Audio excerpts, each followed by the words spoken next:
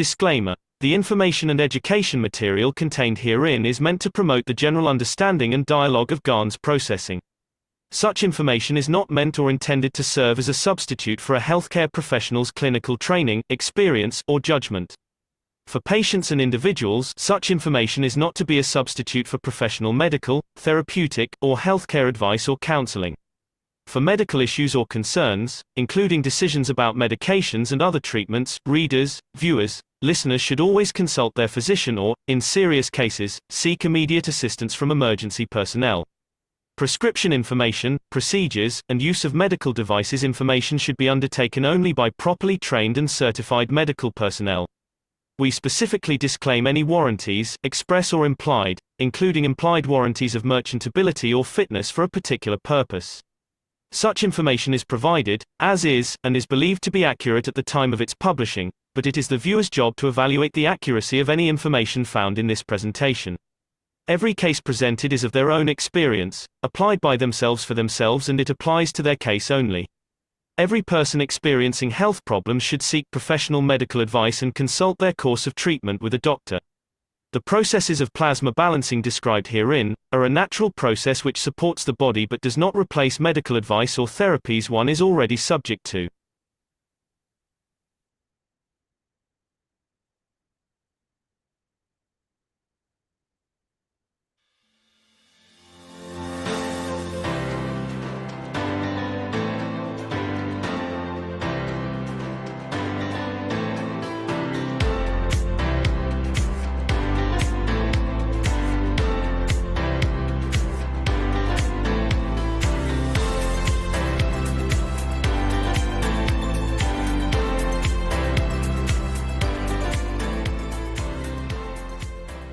One of the cornerstones of the knowledge to be understood for man to become passengers of the universe and what I call good citizens of this planet or any position in the universe is to know that everything he needs is free. Cosmic rays will supply. In some cases, we have to set up the structure for it to become a habit, and then the structure we set up becomes obsolete. In due course, as more and more people learn how to use it, but we have to set up these structures. We have to bring these structures that in doing so, you become part of, you become totality of, you become, in a way, members of the universal community without the universal community. What will be interesting is to see how the man moves from this position. Man has been subordinate to governors, rulers, and everything else except himself. Even the richest man is subjected to another president, and the richest president, the most powerful president, is a slave to another group who puts him there. Man should be free of these things. And to that effect, and to teach mankind to move on, we have brought in the new conditions. Understanding and work of the cosmic rays sits within the structure of the understanding of the work of the soul of the man. Once mankind understands how cosmic rays are produced, how they're controlled, in which level and how they are manipulated to create a condition of what is needed, mankind will find out, will tap into the universal community and universal energy in a direct way. But it takes time because he ignored it. He, in a way, over time, never understood what was part of him. To this effect is the job of creating one nation. And in that nation, no rulers, no one to be the head of, but all to be in position and a condition to achieve. These things take time, step by step, for mankind to develop, to understand. Our scientists and the people who work around the Keshe Foundation are getting enlightened. They can see. Slowly and gradually, they understand what it means is the cosmic rays which facilitates what we brought you for 3 years with the soul of the man. Without the cosmic rays, without, in a way, when we say cosmic rays, is creator rays. The emission, the enlightenment of the knowledge through the knowledge and the fields of the Creator. That's what to us is a cosmic ray, not what you see and you consider in the present world of physics. Once we understand, we have the control. Once we understand the process of the release of different fields in cosmic rays, even the matter state is part of that cosmic rays, then we become independent. Then we learn how to tap into it. Then we become the creatures of the universe. In a way, we taught you about the nano-coating ganses and the soul, but the creator of all this is the cosmic rays. It's the amalgamation of those who creates the matter states, the amalgamation of interaction of those who creates the ganses, the amalgamation of the fields of the ganses as a sperm or an egg or energy fields of the brain creates the soul. Now you understand why we brought you to this point, to understand the essence of cosmic rays. And in that process, man gradually will be graduated to understand the totality. It took us time to teach you in nanotechnology and the GANS technology and the soul of the man, and now you meet the creator, the fields of the universe from the source, from the creator, from subdivision and interaction of the fields of its own and none else. In a way, the cleverness of the creation was very simple. One single ray led to the creation of totality. Many of you should have understood this. In book 3, I clearly explained this. In book 3, I brought everything to be understood, but it's what it was and what was not understood, which is what I call the exciting part of the teaching, the understanding of the totality.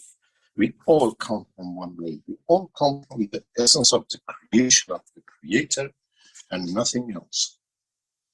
In so many ways, we have become wise to understanding of the totality. Go back to the books. Go back to whatever I have thought over decades. Always comes from one field. The essence of the creation, the division of the field, the universe, and understanding of the totality of the interaction.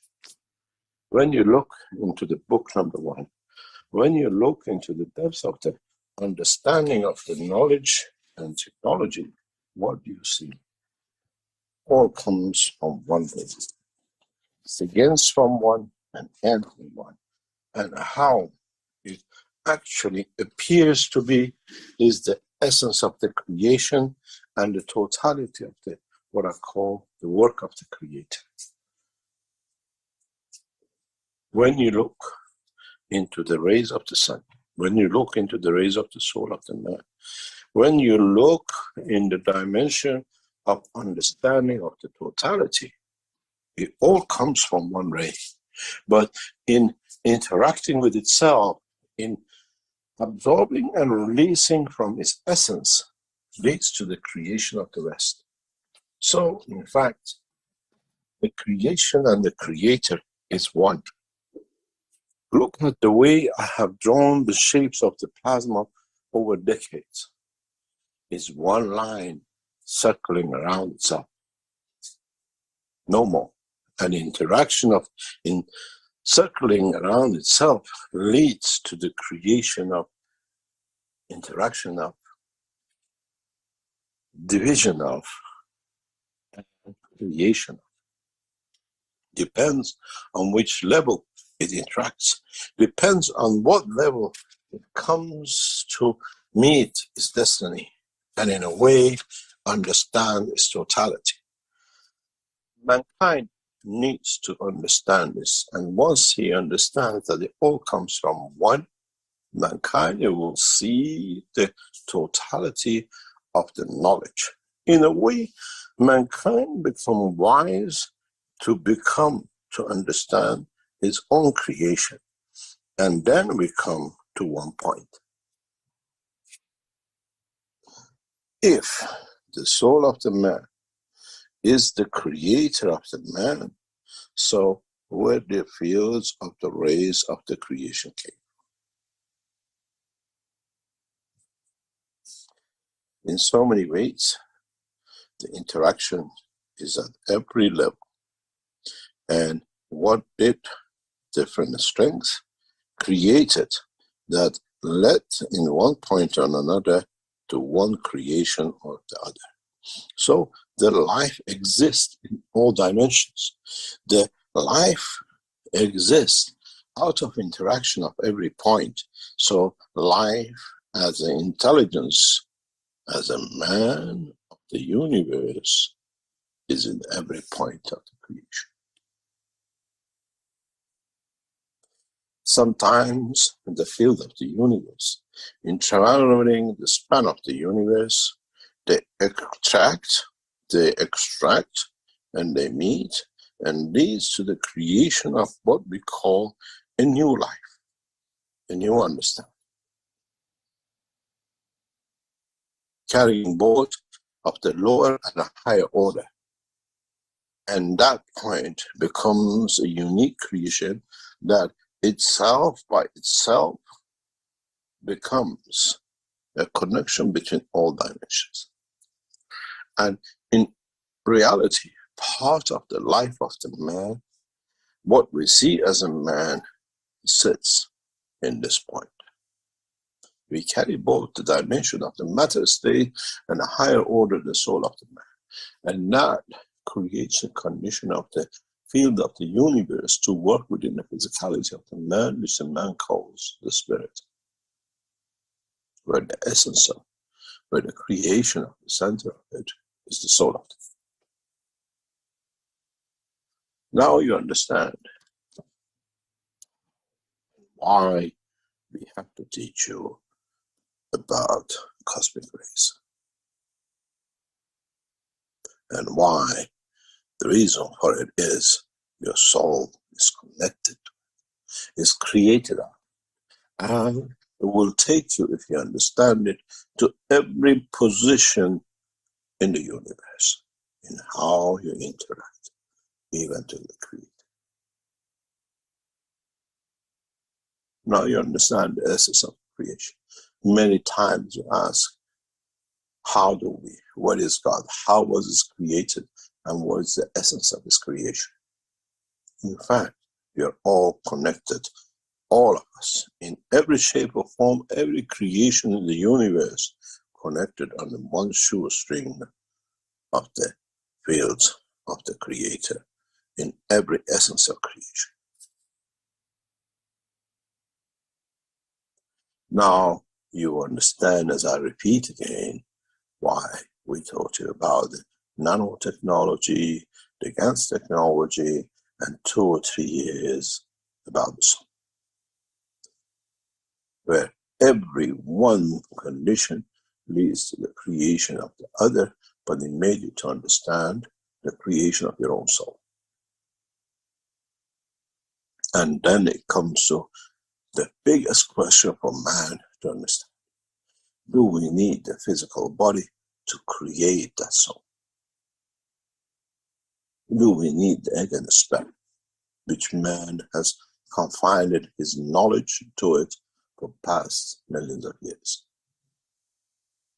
Now man understands even the sperm and egg are the source, are the essence of the delivery of that field to create the sparkle, the first what are called trigger lights of the creation of the condition for the fields of the universe to come together to lead to the creation of the soul. Then do we need a man and a woman to create the condition of the creation? Or by the interaction of the field of the universe, understanding the work of the what we call cosmic rays, creation of the original field, we can lead to creation of life at any point and any destination and anywhere in the universe. I made man in the image of myself, because now man is from me that is made up.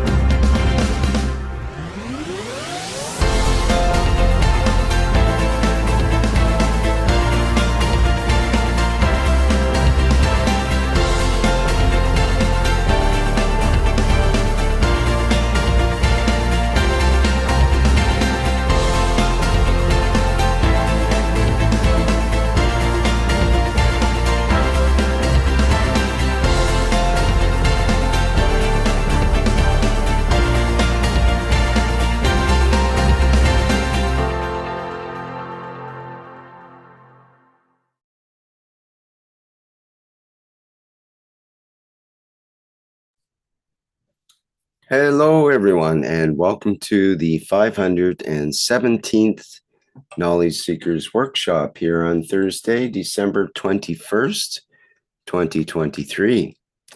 This is a broadcast of the Keshe Foundation Spaceship Institute Education Department and part of the public teachings in English.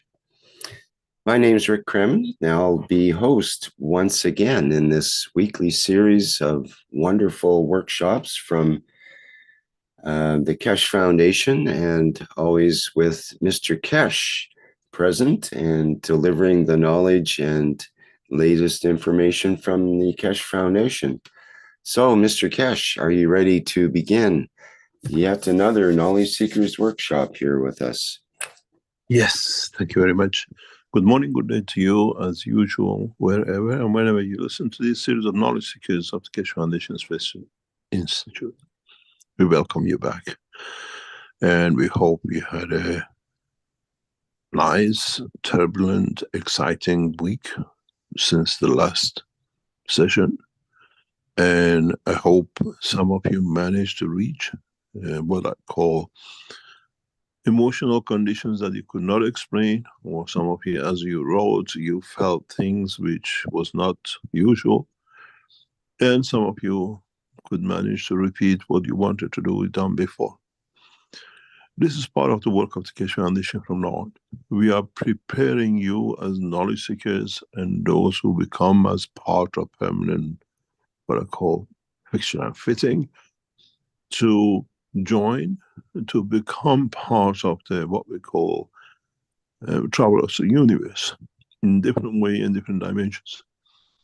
Usually, when you do a test flights and you want to become an astronaut or whatever, you go through trainings in different dimensions, in different directions, physicality, psychologically, and the rest of it.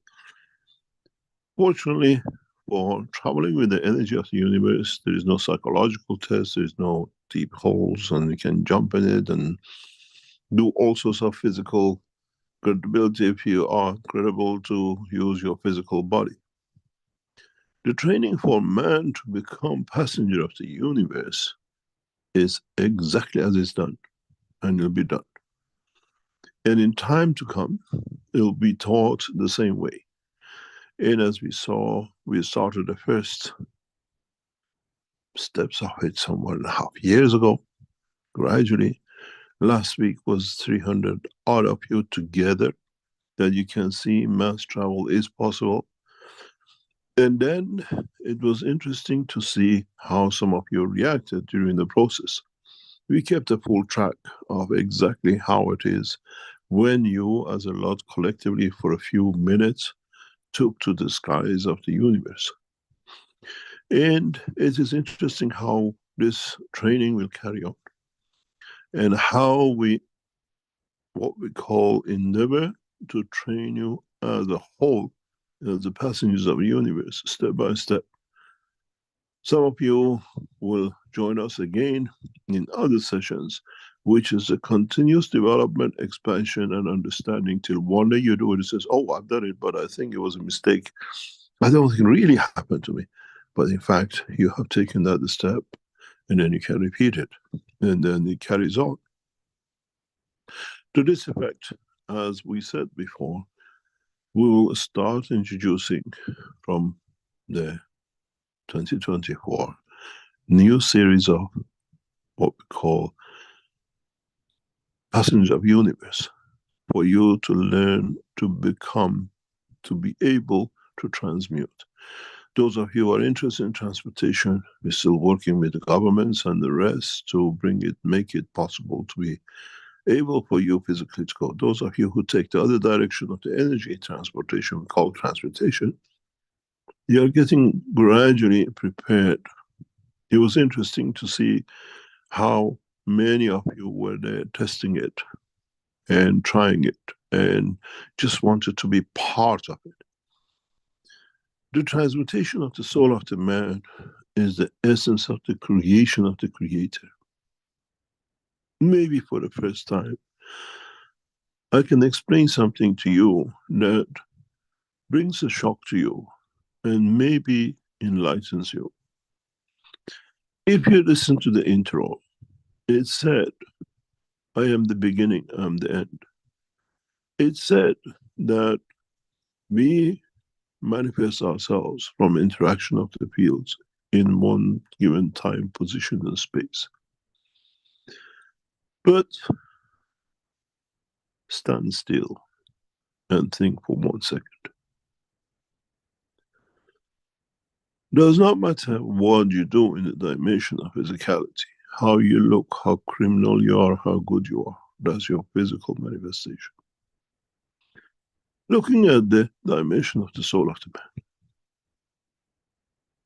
you should have realized by now that in essence, as you transmute from one position to another to manifest yourself in the dimension, wouldn't that this transmutation will be the essence of the creation of the creator, which you call your soul?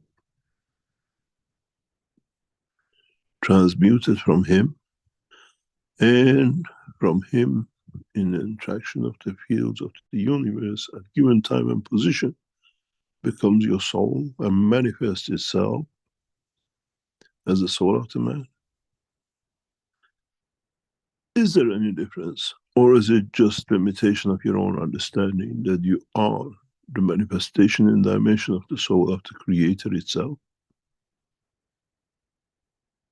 And if you have not limited your understanding just to be according to your own comprehension of the totality, as you now getting ready to transmute from this soul to another position to manifest yourself in another shape or form, in another position and dimension, hasn't it the soul of the creator done so with your soul?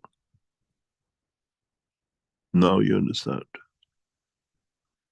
I am the beginning and I am the end, because I am at the end when the soul of the creator manifests in the soul of me, and in the transmutation of me, I lead as a part of the soul of the creator to another position to manifest itself in another dimension.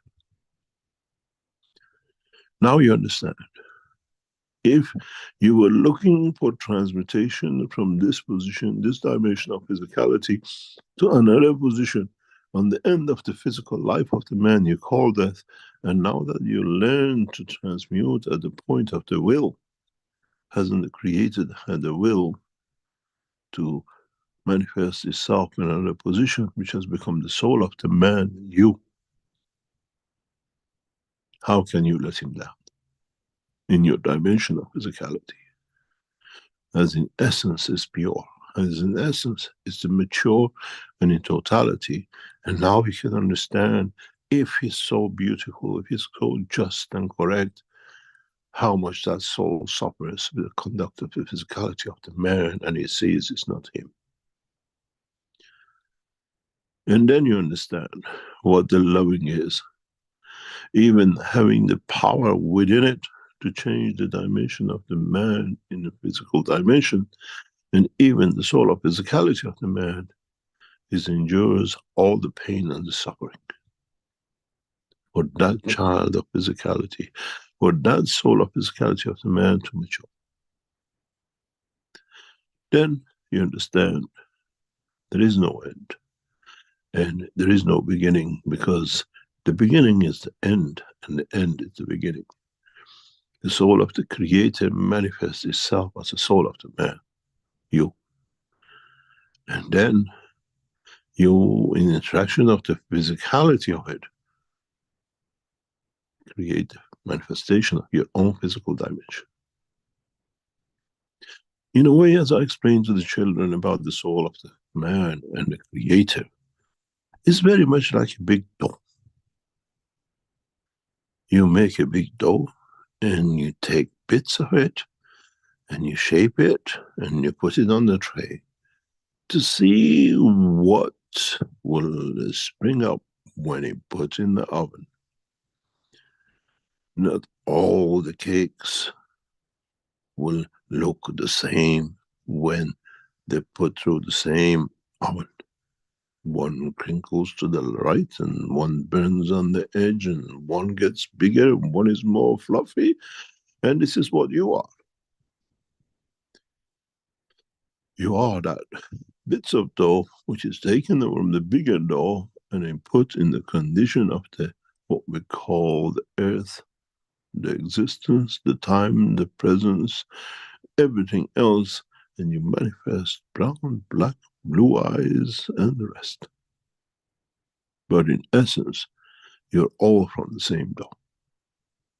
In essence, what you are, what you have, what you call your soul, is the collection of the interaction of the fields of the Creator from the what I call division, interaction, and every other condition a field can go. Now you understand. You transmute. You're hoping to be able to manifest yourself in New York, on Mars, on another galaxy, where the soul of the Creator in transmutation has ended up to be the soul of you. How can you let him down with your conduct? Then you understand the ethos of Mitra, which is the ethos of Creator. Do good, think good, and act good because you are me. And in me, there is all the goodness. Now you understand where you are targeting, where you are going, where you end up being a stone, being a bird, being a fish, another planet, another creature. You still carry the soul of the Creator in manifestation of the time, space, and place. If you understood this, you understand there is no religion. As He manifested within you, and you manifest yourself within the conduct of His behavior. Understanding whatever you do, you say, you think, has to be in line with the line of His creation. Otherwise, you haven't understood a single thing about transmutation. You want to transmute your soul to another dimension to manifest yourself, but you never thought, where did this soul come from? That it manifested itself as me. Isn't this a ray from the what we call the soul of the Creator? And he's been so clever that he's hidden it between egg and a sperm, that when they come together, they create the plasma strength of the field of the Creator. And now you understand the mystery of the creation. When the egg and the sperm come together, in that dimension of the field, the strength they create the field, the condition, what we call the womb, the condition of space that creates a field, the strength of the Creator soul that manifests as you.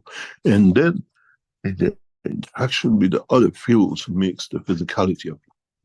So when you say that we create the condition of the egg and the sperm to create that fetus, in fact, the egg and the sperm are only there to create gravitational magnetic field of the soul of the Creator that manifests itself as you.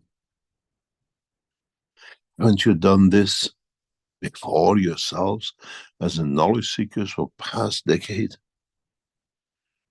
The egg is the nano coat of the copper, and the sperm is that zinc plate.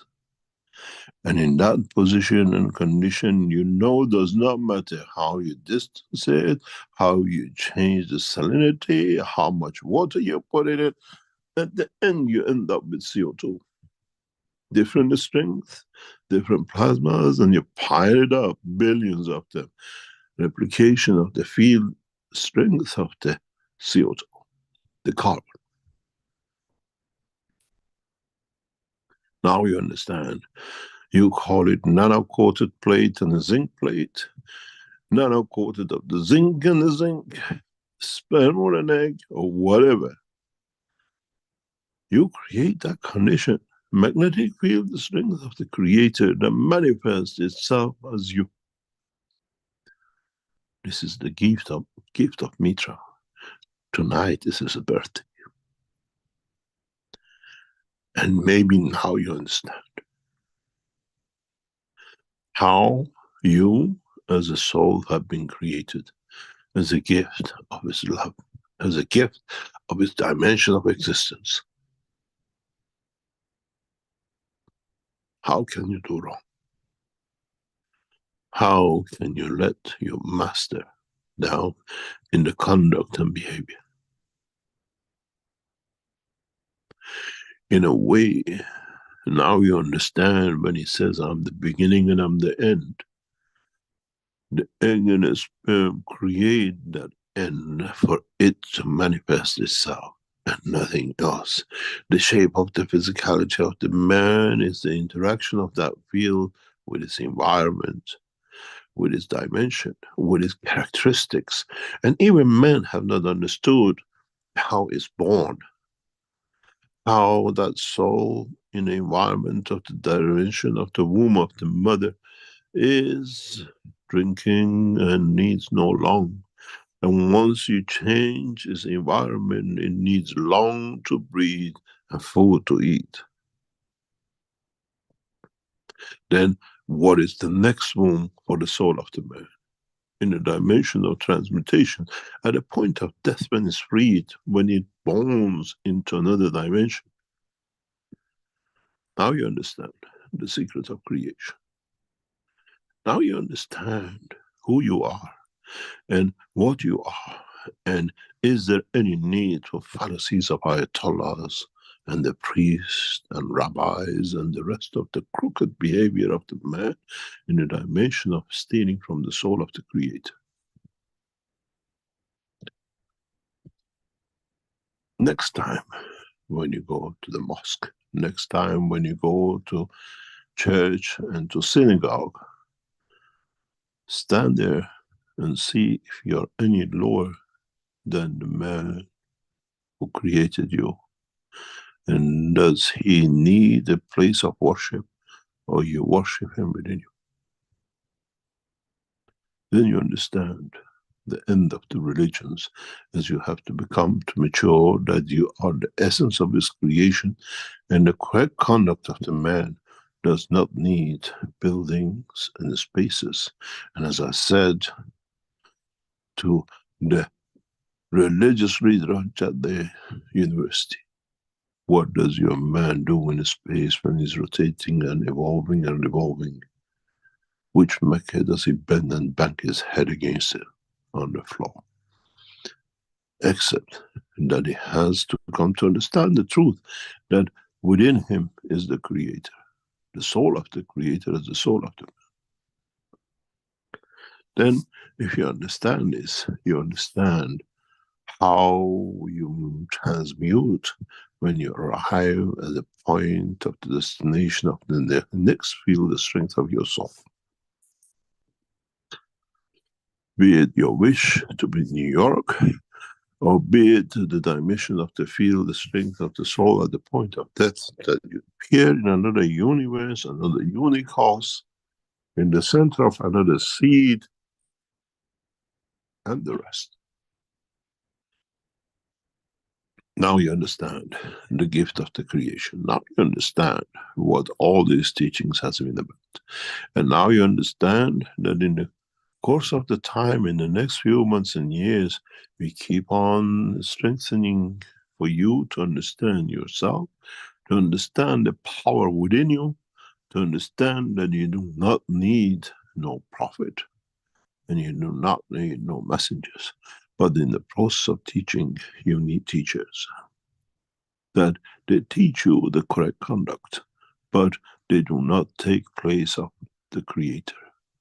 They just show you the path. They show you the way that the conduct of the soul of the man has to be. And they have no rights to any other but to teach. You got to understand, in the time, in the position and the position of the soul of the Creator within you, You have to be at all time representing him. As I said in Quran, there are 99 attributes of the Creator. If you understand it all, you find 100, and the 100 is the Creator himself. When you put all the 99 together, you have found, you have understood that is the Creator, the God. Whatever name you put on it, the completion. But in so many ways, the 99 are the attributes as understood by the man. When you become the passenger of universe, then you find another 99 attributes of him in the dimension of the creation of the universe. And then if one day you mature to understand the totality of the 99, maybe you have reached to be as part of the source, as part of the creation and the creator. Today, we celebrate tonight the birth of Mitra. The longest night when the man walks away from the longest darkness in his knowledge. Darkest part of his soul, that now he enters the dimension of the light, understanding, and evolution, a revolution in his own intelligence, in his own comprehension of his own creation. Maybe those of you who join us on celebrating Mitra's birthday tomorrow, you'll find out that a new dimension will be added to your life. That dimension is the dimension of the Creator, the giving, which is the attributes of loving. And in that essence, and in that promotion, in that extension of your soul, you come to see the first steps towards the transmutation and trust in doing it. When the Creator emitted the light, the rays, the cosmic rays, or whatever you call it, that he ended up as you. He did not decide that I'm going to end up on earth and it will become the shape of you. He trusted in himself that it'll be good at the end. And in end, you have to trust the same, that where I land, it'll be good, as is the point of the manifestation of the man.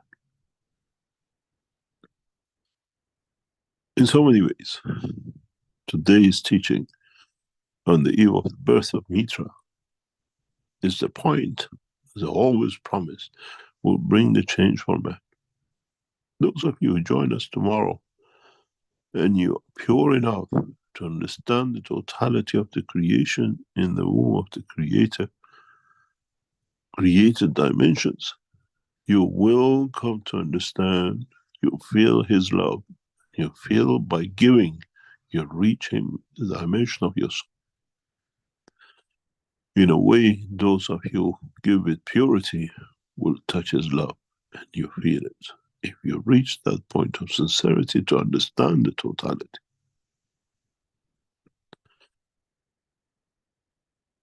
Destination of the soul of the man is not decided by the man, unless the man still has ambitions of the physicality. In so many ways, you say, I get on this bus and I don't know where I go. But where I go, this bus will come as part of the world I live in and I trust in. And it must be good. And then you find the point, the time and the place that the soul has chosen for the man to exist, to survive, and to nourish, to create. Many of you will go through the transmutation. At one point or another, you will see your final point of the next journey, where you call it the death and the new position of the soul. And that point, in that point of transmutation, You feel it. This is home. And with the luck you have, you can change it that when you actually arrive there at the end, it's good to show, to manifest the beauty of the Creator with all his attributes. Man has never had that chance because he never understood the process. Now you understand the process. You have that chance to find a way. Once you see the point of destination, that's where I'm going to be. If it's good enough to create the beauties of the Creator, or I stay in the dimension of physicality till I elevate my soul to the dimension of the position that when I arrive, I show His beauty. I show His love. I show His, what we call eminence. Isn't this what Mitra did? When she came to Earth, saw the beauty of this planet. And she was so touched by it that he wanted to bring the Creator to see in the dimension of physicality of itself.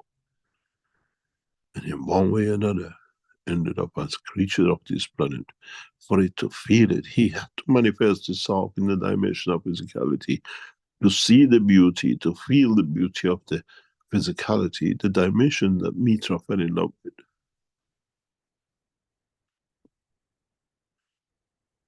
In so many ways, when we talk, when we understand the essence of the creation, of the manifestation of the Creator, in every position and every soul of every existing thing in the universe, now we understand His love and beauty is limitless.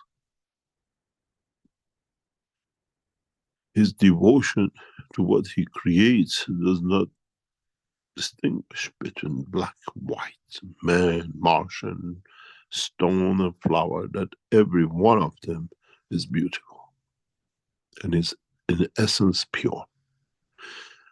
When you walk on a beach and you see many shells, to you one of these shells is so beautiful and it's so amazing, and the others who passed you and passed it, seeing it, they discarded it because they saw no beauty in it.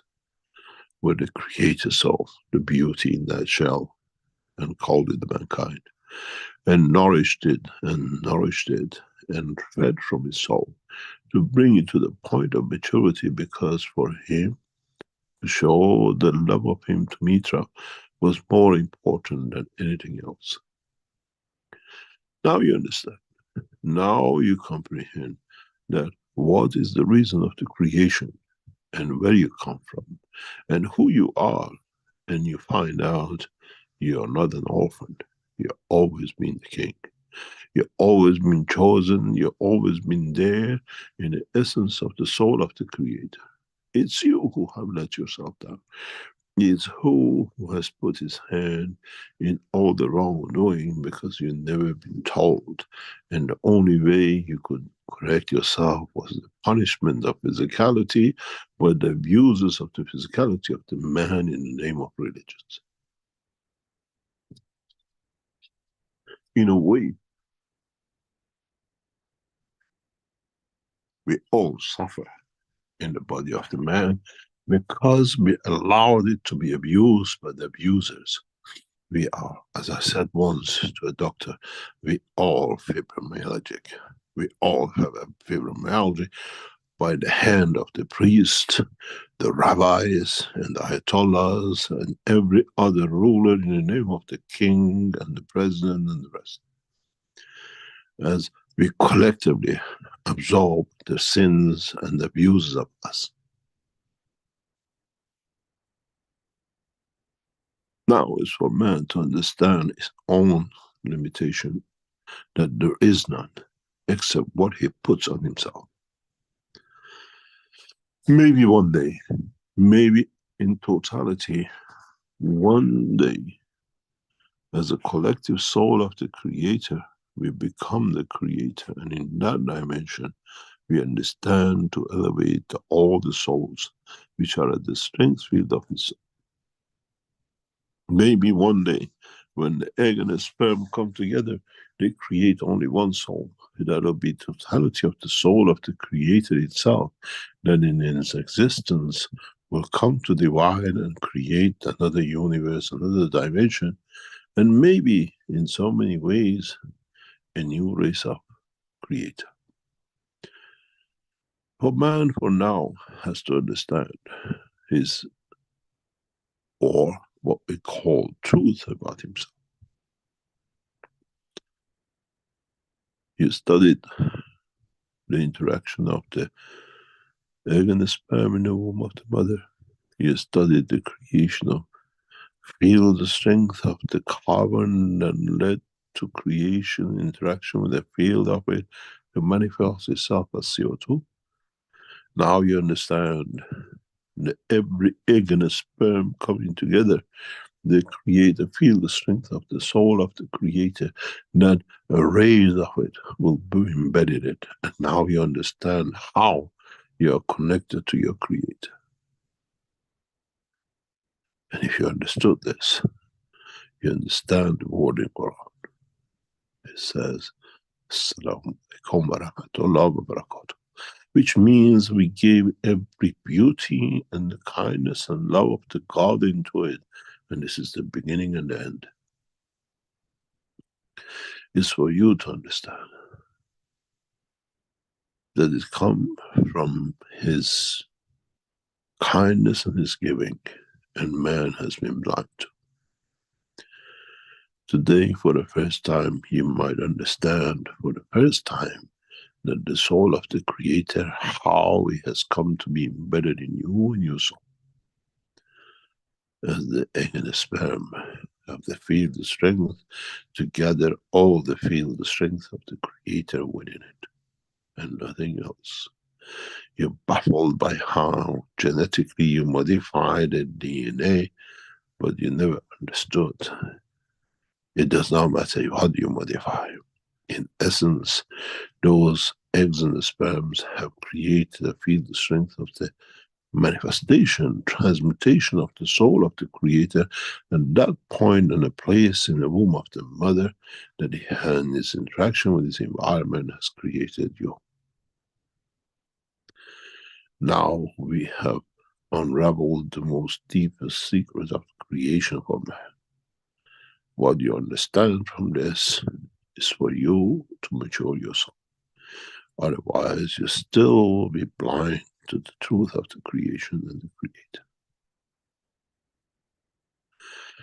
It's for you to understand how to conduct when you go through the process of the transmutation. And it's for you to understand what you want to transmute yourself into at the point of arrival.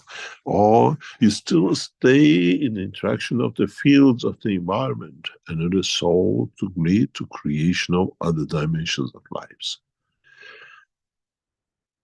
And then it's for them how to manifest themselves in the physicality of the time, place, and position. I have unraveled the most secret essence of the creation today for you. And some of you understood, and some of you is another voice that your great grandchildren one day might understand and elevate themselves to. Maybe now you understand why we talk about the soul. Now you understand the essence of the creation of the soul. And it's for you to decide. And this is a gift from us to you on the birthday of Mitra. For you to understand why we celebrated this for thousands of years. And because at that point we understood the knowledge and nothing else. When the man walked away from the longest, darkest night to be enlightened and mature to the longest day.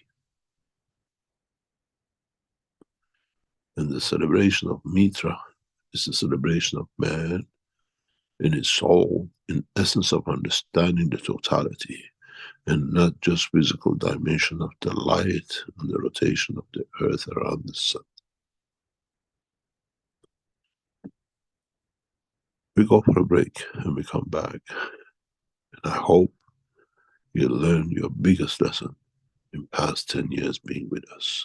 You understood who you are, where you come from, and what is to be your destination at your will. Rick, take us through a break and we come back. Okay, very good. Thank you, Mr. Keshe. Thank you. Okay, this is the 517th Knowledge Seekers Workshop, and we will be back shortly.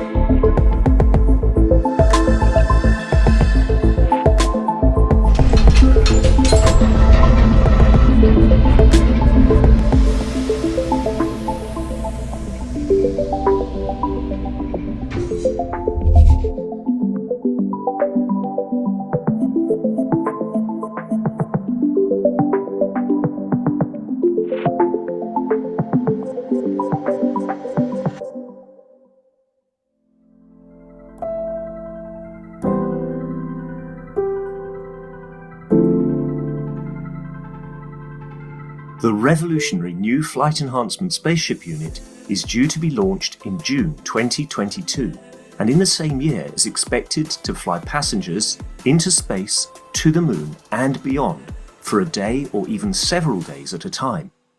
There is no need for the Flight Enhancement Spaceship unit to carry food or medicine, as it is equipped with the latest space technology for transportation, transmutation and deep space operation.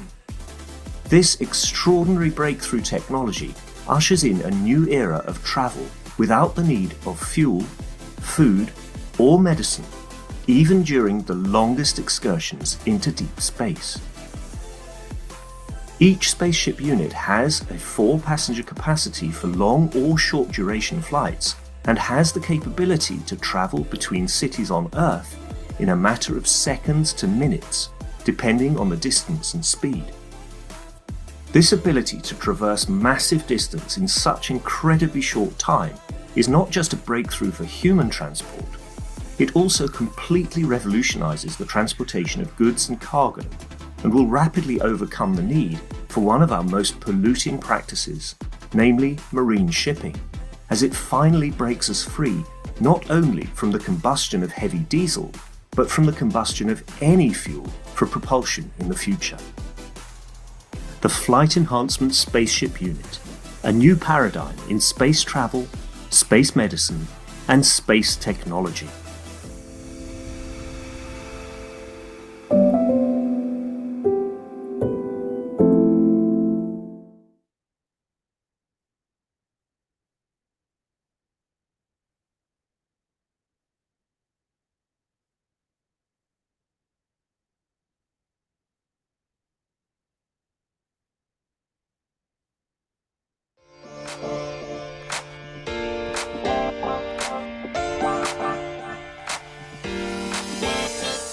The new Horizontal Enhancement Spaceship Unit, a space technology that allows you to work with the fields of the universe. Creating a wide range of plasma field interactions and conditions, it allows the body to process itself from any physical or emotional imbalance. Once this balanced condition is achieved, the soul and emotion of the man can follow to find their balance, elevating the whole of the man. The new Horizontal Enhancement Spaceship Unit. Technology of the future through advanced plasma knowledge.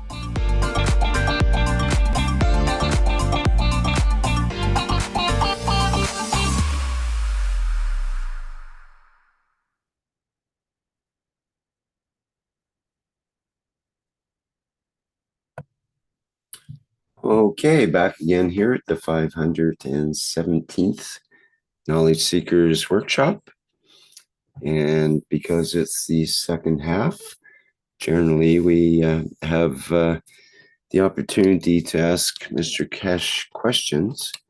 And I'm not sure if that's how he would like to progress today, or do you have something else in mind, Mr. Keshe? There's nothing changed. We just, as usual, few announcements, which are usual with us.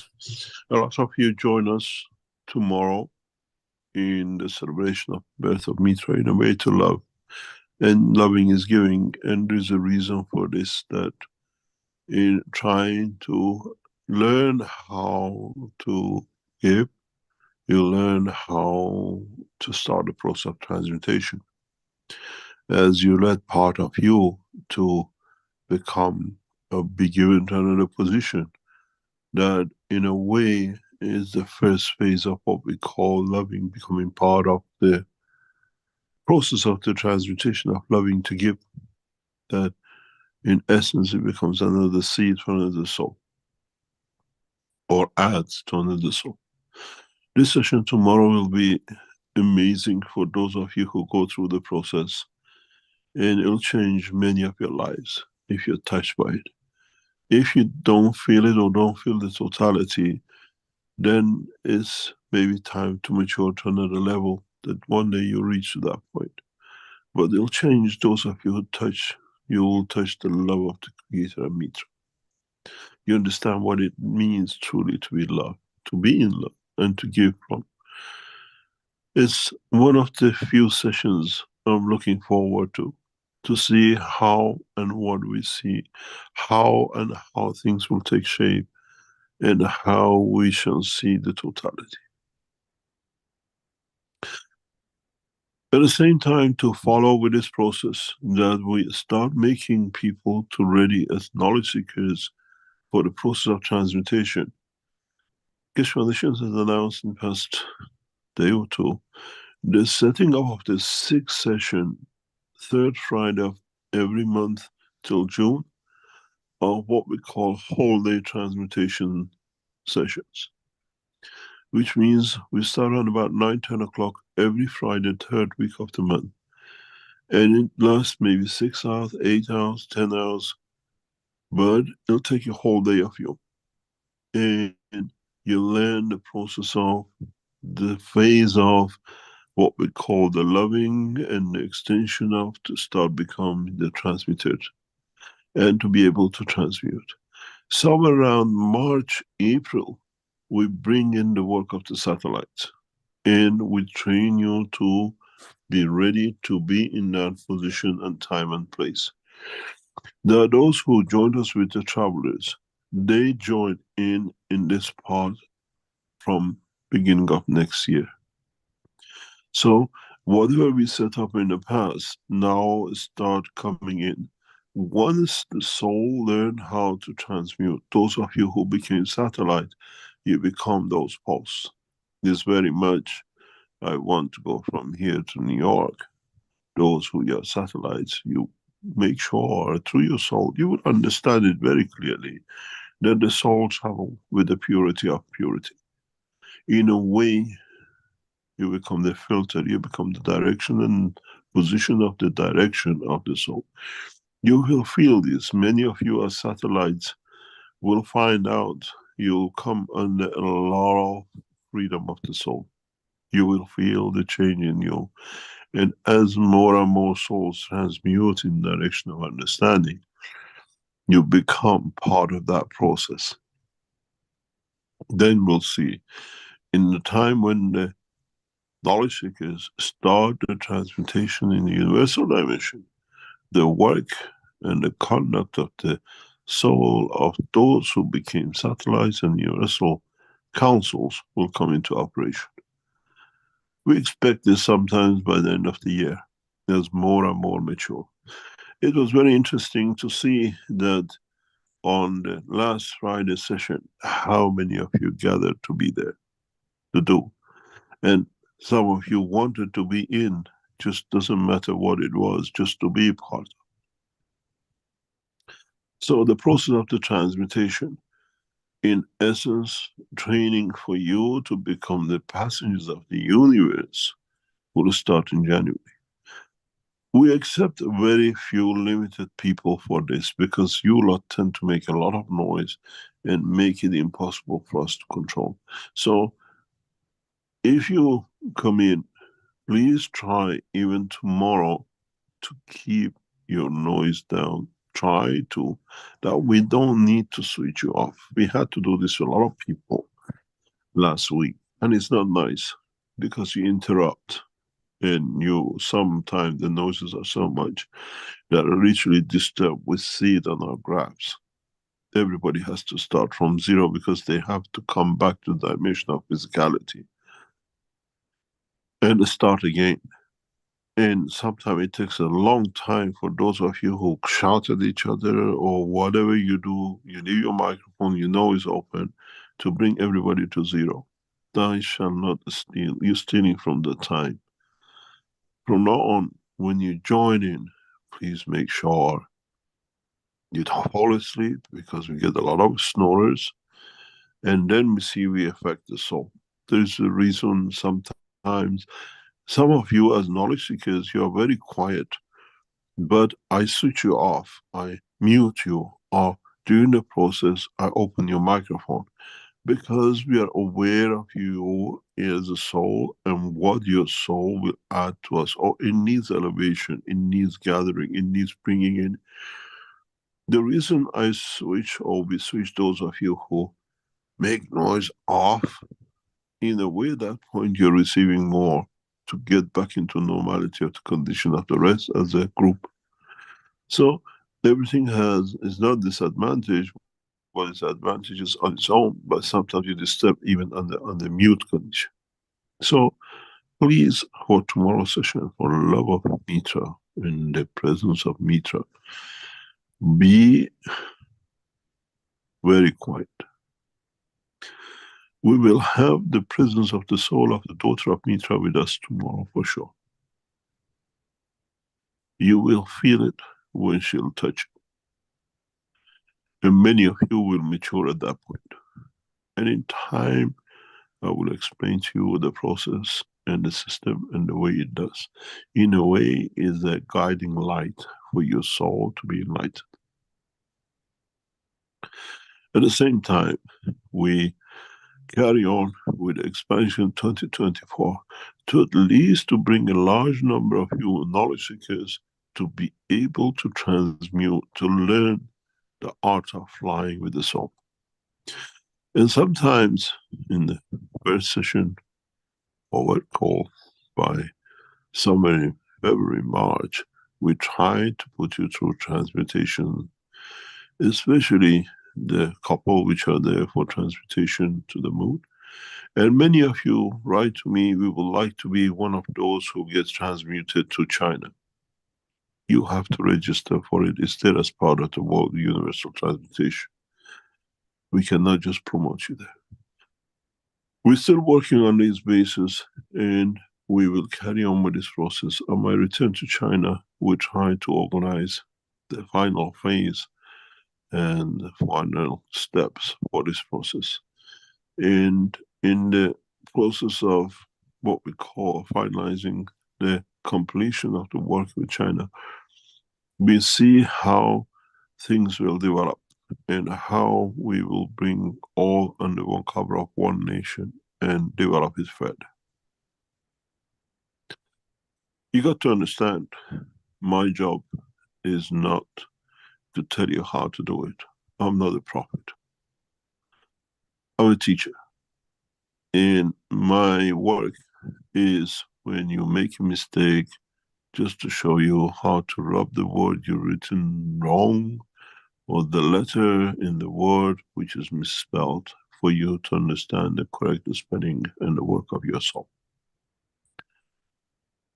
Therefore, when we put you through these, it's just for you to learn the first alphabet, and then guide you how to do the full words, and then the letters, and then the sentences. It is for you to do that job. Otherwise, we'll by interfering in how to do it, we become another false manifestation. As teachers, we are there to guide. We are not to set the law to suit, as it suits us, when it suits us. The law for you and us stays the same, as there is no difference in the soul of the dimension of the teacher than a knowledge. And once you understand this, you gain to understand you're the teacher of your own soul. In a way, it has to fit you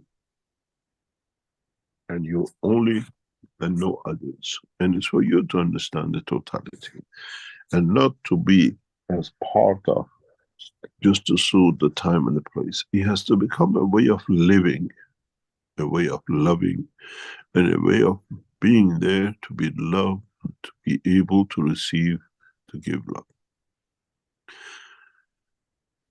We celebrate tonight the birth of the Mitra. There is something I have maybe to teach you culturally. In the West, we celebrate the birthday. In Iranian culture, where Mitra is celebrated, we celebrate the night before the birthday. That's what is called Shab-e Yalda, the night of the Yalda, the night of the birth of Mitra. In a way, we celebrate that day, the night when the life will take over the next day. So when we celebrate tonight the birth of Mitra, it's fundamentally understanding is the end of the longest night in the darkness, knowledge of the man. And maybe by tomorrow's session, some of you will see the light and be enlightened, and could be the shortest night for you as you walk away with your soul from the darkness of the life of the physicality of the. Join us tomorrow, and there's many of you, I've just been told, a number of you, large number of you have registered for us to celebrate in the end of the darkness of the age of the. And then we'll see where we go. Please make sure we start at 12 o'clock Central European time, and there is no limit in time. You'd never put the limitation on the time of celebration. Could be 1 hour, could take you all the way to midnight. It all depends on what we see on the soul of the man. And then we leave you, and we leave the lines open till the last one of you will move out. The session tomorrow will not be closed unless the time runs out on the Zoom, unless you decide it's my time for my enlightenment. Those of you who control the Zoom panel, do not switch the panel off. We wait till the last 5 or 10 people. And if you snore, we switch you off. It means you have already joined the land of the lovers.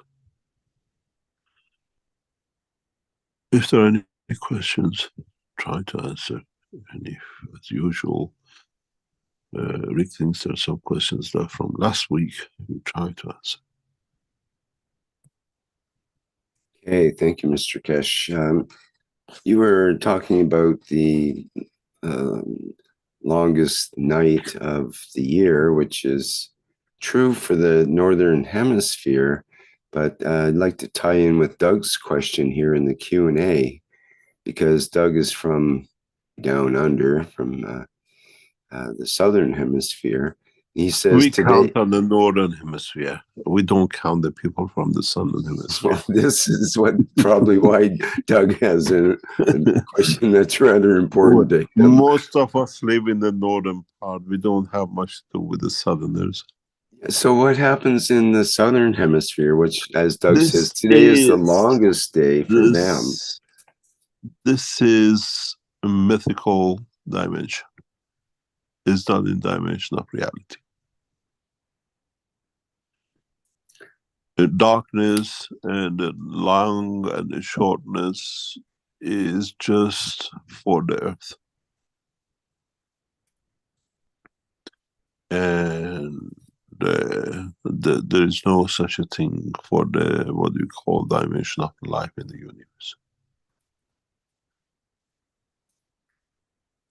So it's symbolic, and in so many ways is the essence of the light of the Creator.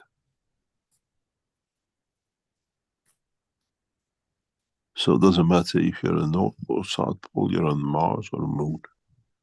Right. Okay. You So still celebrate imagine the coming of light, even though down under, enlightenment. it's actually the coming of darkness in a way. No, But it's in a way, we don't celebrate the coming of darkness, though. no, it's enlightenment. Because it's enlightenment in understanding the essence of the creation. I don't know how many Earth years is 1 year on Saturn, but if you get on the, what do you call it, the day of the, what I call 22nd of December, you most probably it's just about 20 minutes on Mars. Oh, sorry, on Saturn. Because their year is so long and their days is so long.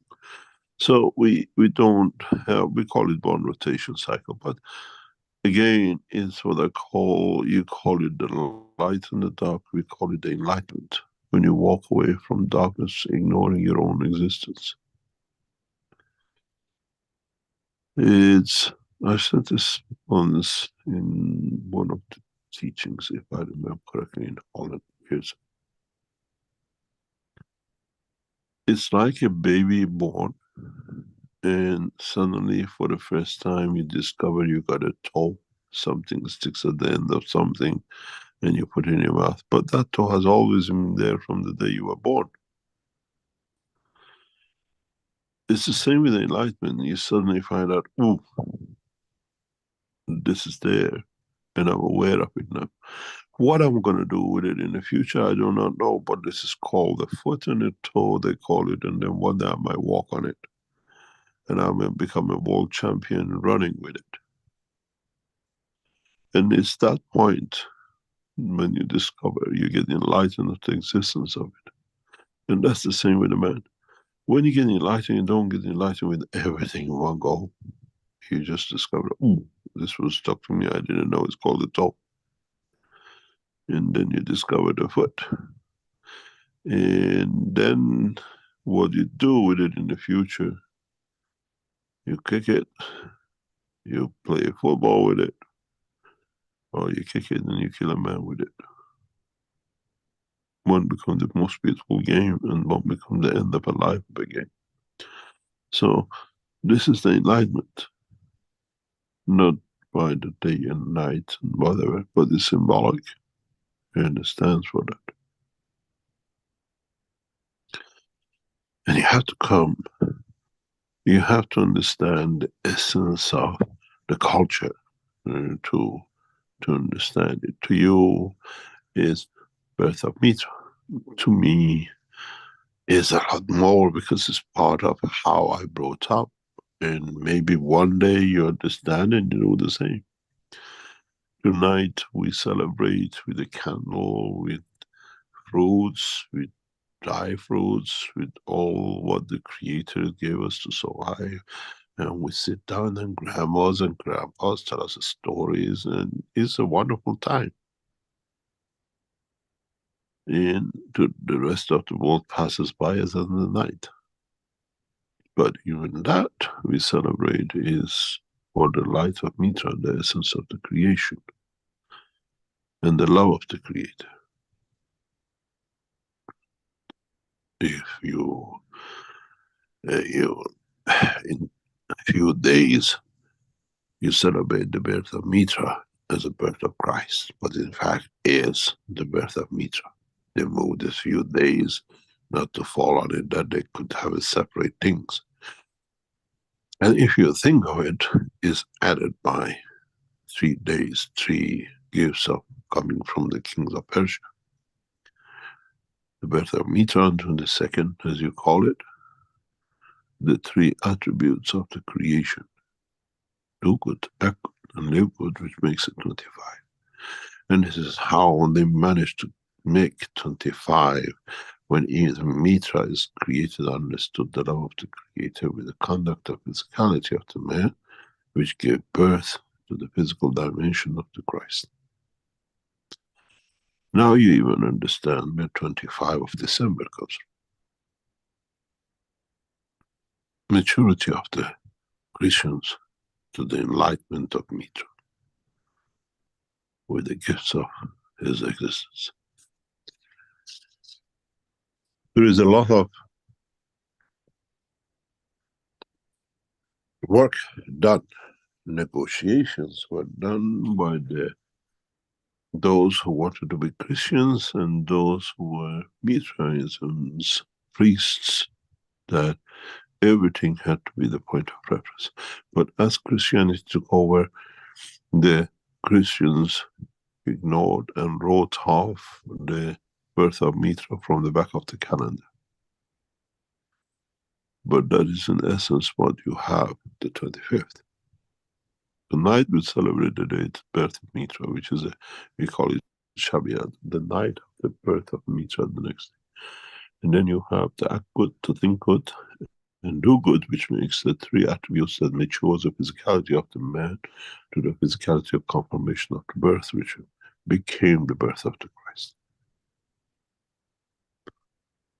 In fact, Christ was never born on 25th.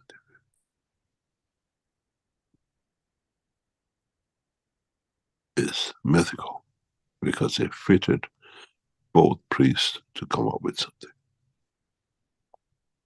And this has shown the ignorance of many of the priests' negotiation to what it fits and what it does, and the rule is done the same. It's something very interesting for those of you who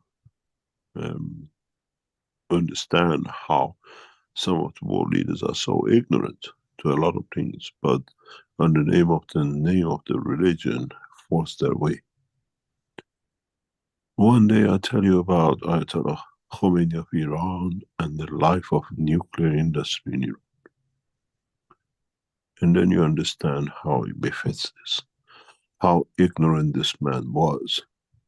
And on his arrival in Iran, he ordered the execution of Iran first atomic energy, head of atomic energy of Iran, and a bunch of the top scientists of Iranian nuclear industry. He said, we don't need this, because he was ordered by his bosses from the United States. The deal has gone to Germans and the French, destroyed them, we come back in. Religions always fitted to the pocket of those who call them to abuse it. Read about the history of Iran nuclear industry. The Shah brought nuclear industry to Iran as an educated nuclear physicist. Shah, when he ordered to join nuclear industry, he was educated. He was more nuclear physicist than actually Iranian or world physicist. One day, I'll tell you the story about it.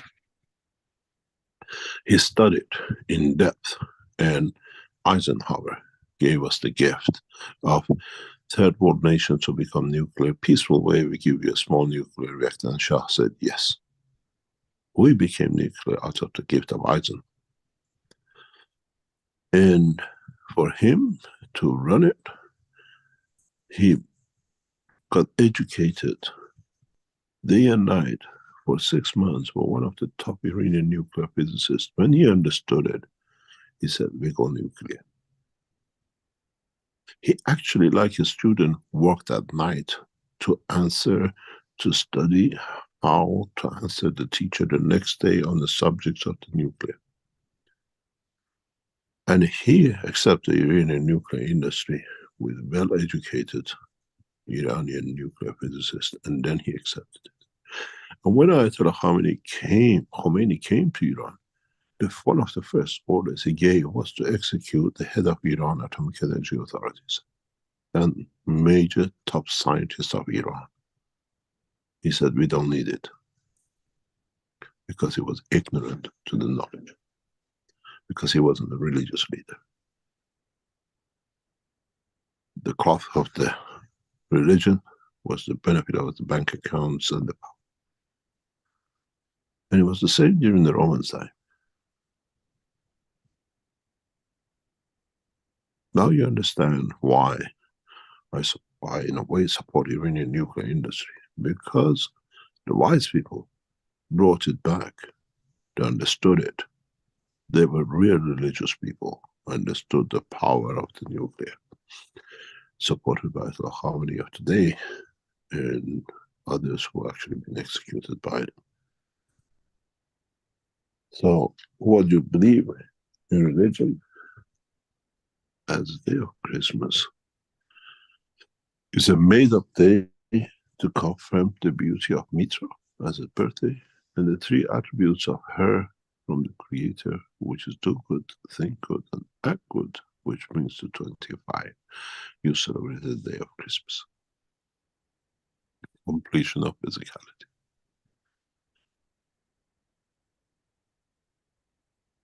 Now, as I said, many of us will come to understand religion has no place and point. It's us who have to understand the beauty.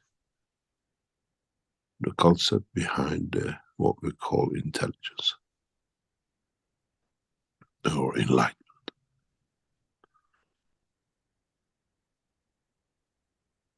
Any questions?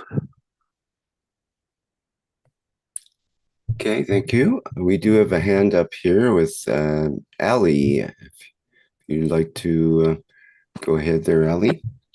Hello, Mr. Cat. Hello, everyone. If you could say who you are and where you're from, that'd be good. I'm Ali Reza Babai. I'm from Iran. And happy Shab Yalda to you, Mr. Cat. First, I want to say about last week.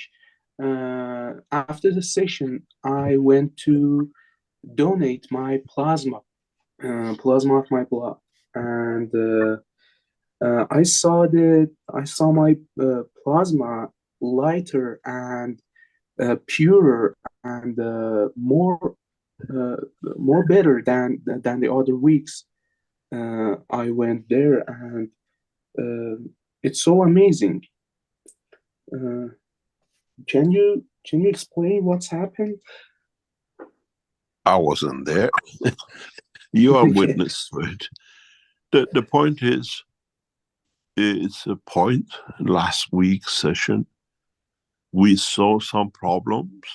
We tried to ratify. At the same time, Rick was going like God knows crazy, trying to switch everyone one by one.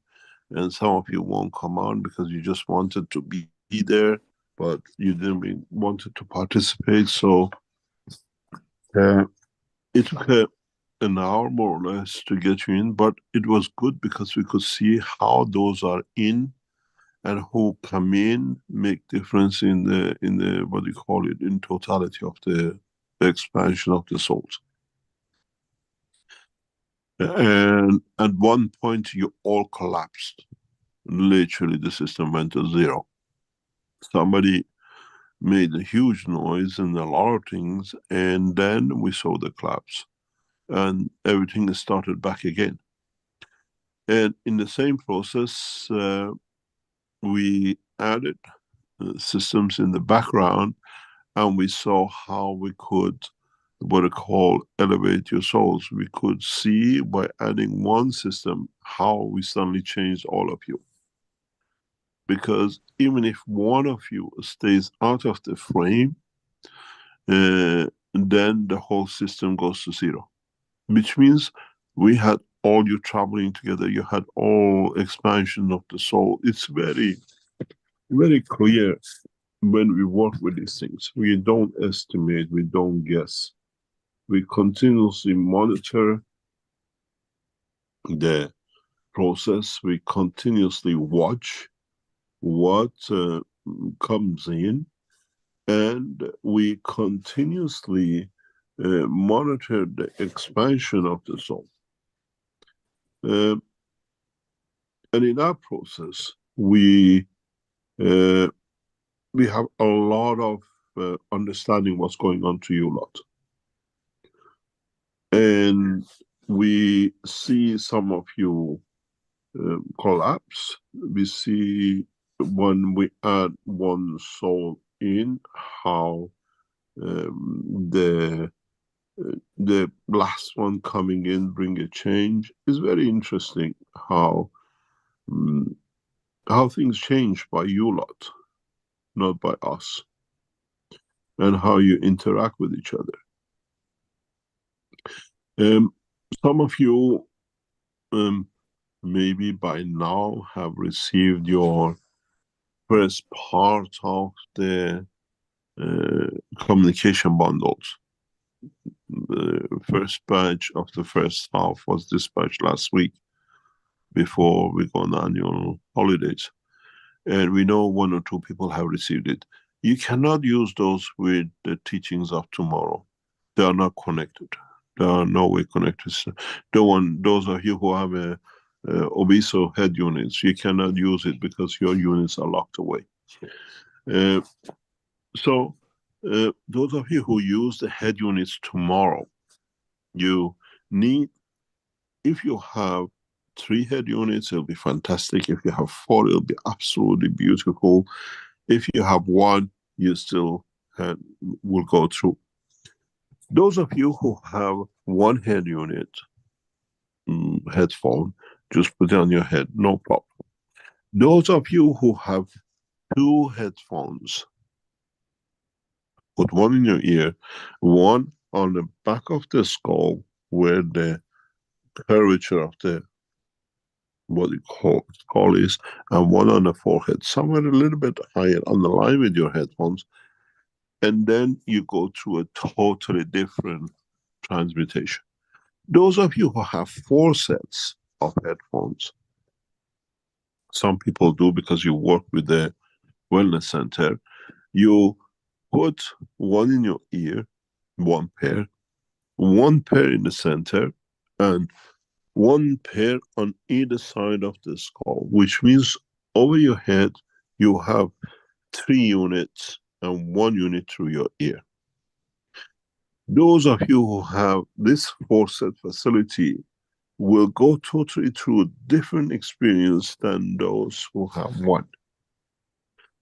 Because our system is set up that way to support 4-way system. Tomorrow's session is so complicated but so simple, but it's set up to receive cosmic rays, universal rays, and through the soul of the man, transfer it into the physical dimension, or what we call subdivision of cosmic rays.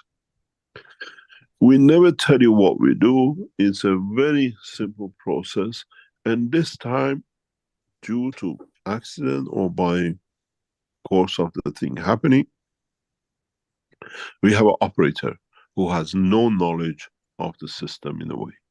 His job is just to place systems where they should be, and then it's nice to see how we will work through operators.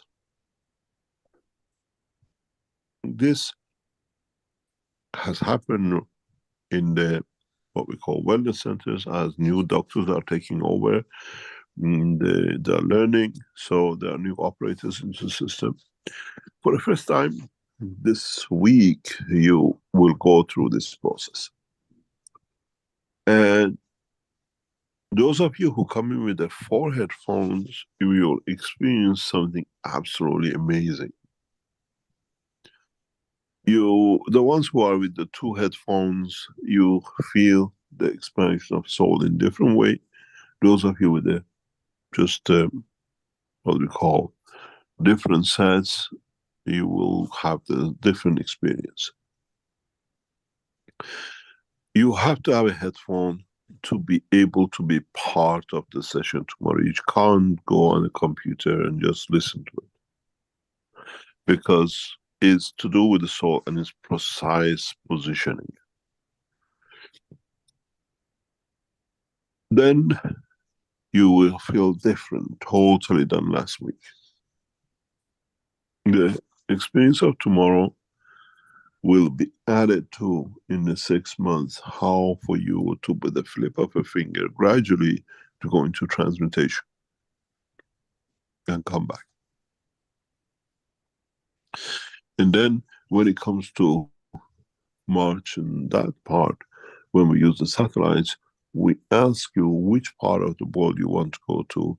We know where the satellites are, and we bring the satellites from that point into operation.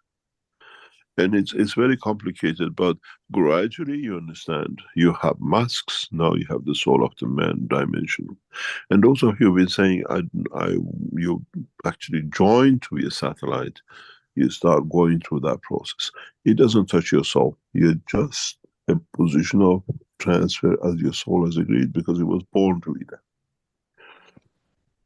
We set up systems for this when we go through the satellites, and as I said, as knowledge seekers, you start really this life, the first cycle, the first steps to become universal travelers. And it'll be interesting to see how the rest of you follow, and how in the future the rest will be taught. How you feel, it depends on you and how much you allow to be in charge of through your soul and not your physicality. And it'll be a wonderful experience. As I said, tomorrow, if you join, if you have registered, I personally looking for an amazing experience. Even I don't join you, I always switch off into the systems totally. But I know what is going to come, and we are literally looking forward when, for the first time, your soul comes in touch directly with the soul of the child of Mitra, and you feel it. And then you understand the love of the mother, the love of the creation, and it'll change. It'll change many of you tomorrow, and we'll see how the progress and system will go on. But for the sessions we announced for the next 6 months, we'll control very, very much who and how people would join in, and we might even refuse your place. And this is what we call, not by choosing people, it's just that if you, in the first or second session, we see too much problem with your presence, we just ask you not to join in the others. It's not that you're not ready, it's just that we can't get disturbances in operation. And the number of people for the 6-month session for these Fridays will be very limited. So it will be restricted to numbers and how we do it and the way we do it.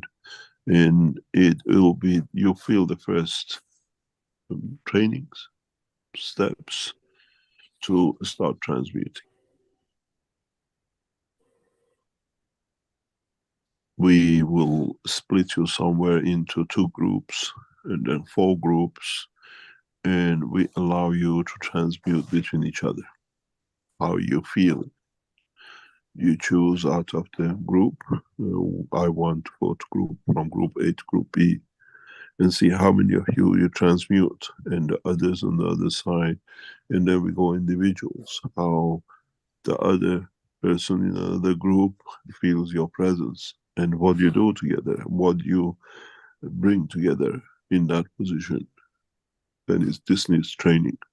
This needs, in a way, knowing where to land. You just on the air, you want to be in New York and not in Washington, you want to be on this chair, not the other chair. So the training for real transmutation of the energy, it starts in 2024, and the last, every month, the 3rd Friday, we'll have these sessions.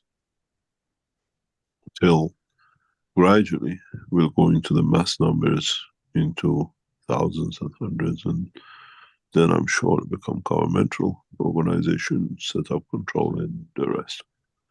But those of you who register, very limited numbers, because we have to have control over everything for these 6-month sessions. And then this following 6 months, we'll go to the next step, and thereon into full transmutation and physical manifestation. Any other question? Okay, thank you. I have another question. Can Yeah. change in a food diet being helpful in a process of transmutation and finding a new path of energy? No way, no. No, it doesn't. It does not. Okay, thank you. Thank you very یلداتون مبارک باشه و خدا much. متشکرم. شب یلدای شما مبارک. Any other question, Rick? Yes, we have another hand up here with Salamia. Would you like to go ahead, Salamia? Yes, thank you very much, Rick. Thank you very much, Mr. Keshe. I want to share something with all of you and Mr. Keshe. Thank you, because for the first time I was able to see everything flying during your workshop, Mr. Keshe, 3 years ago during the pandemic. And you are amazing. Your presence, the fields of your presence, made me to transmute and to see with the eyes of my soul of man. Maybe I see everything outside, but I didn't go in the universe. Only I have seen the church, and I see a light and a golden light.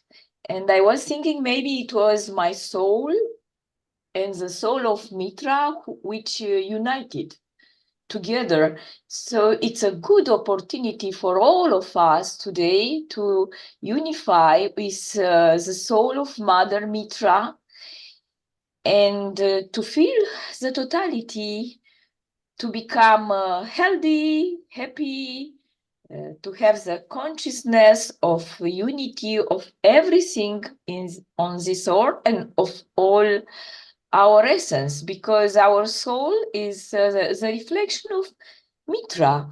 And now I have a question.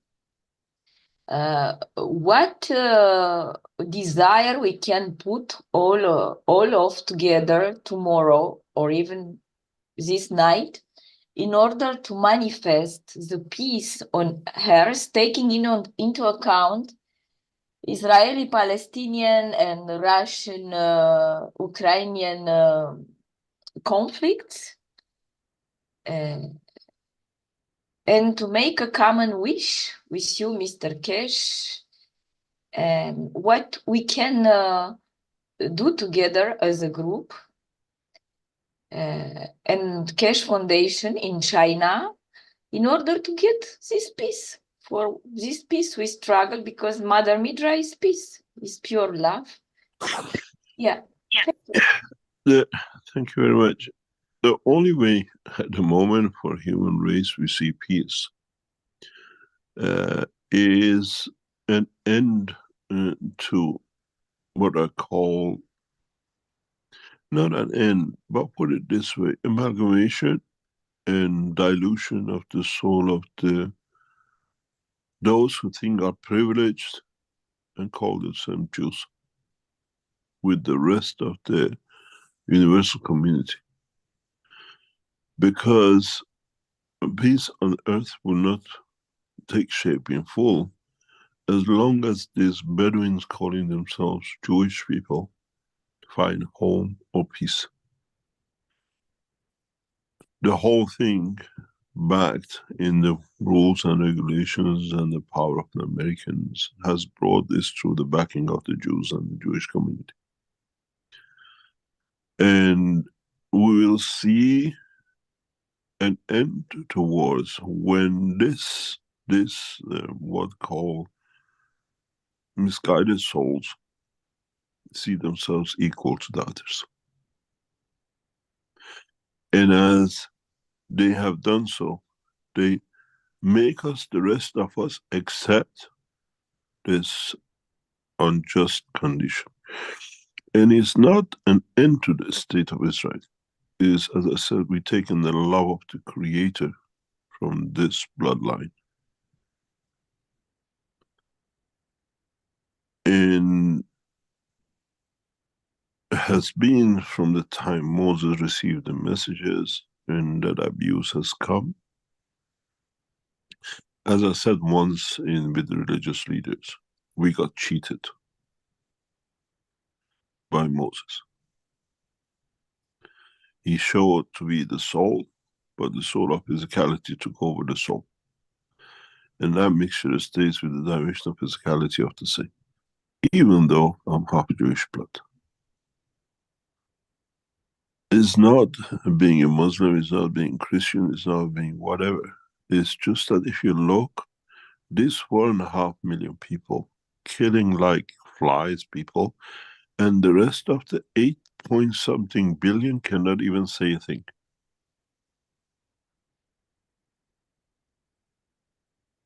We see if you kill one person, if you kill 50 people, you're genocide, and the rest of it.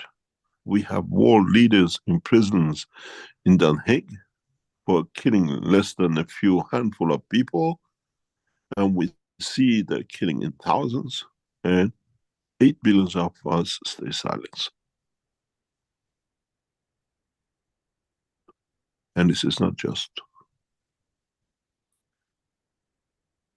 It's not bringing an end to, it's just diluting it, that it disappears in all of it.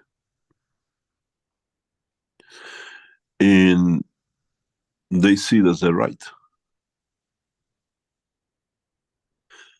Yesterday, no, the day before, I was sitting in an airport.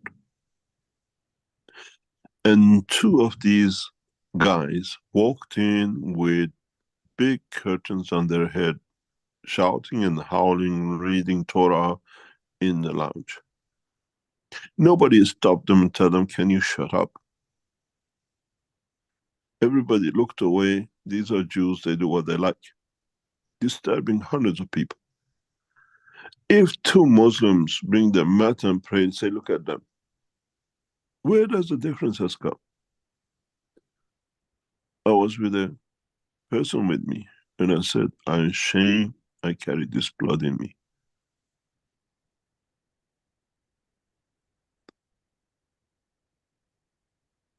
Because the abuse has got no limit, and it's the time to come to an limit.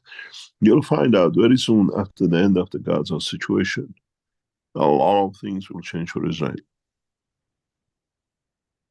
A lot will change for Israel. Netanyahu will be chased out of everywhere. He's hoping to be there, but he'll be chased out of. He should be submitted to The Hague. 10,000 children killed on what basis? Where is the human right? Where is the protection of children? How come when it comes to these people, they can do what the heck they like with us?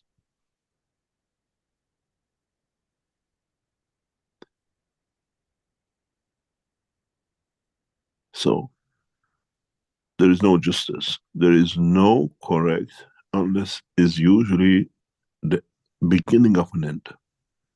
They have to uproot themselves. If we do it, we are anti-Zionist and the rest of it. If they do it themselves, they're out of it themselves.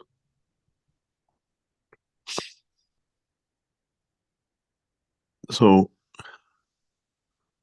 we got to understand, and we got to be very, very, very careful in how we conduct this situation and how we are, because that's it. And anybody who wants to get to point of power has sing their song, otherwise they get nowhere. And this is not, situation in Gaza is not humanitarian, it's animalness. And it has to stop in one way or another, but stopping it doesn't save. This bloodline has come to be in the books of history. No one to believe in and to live it.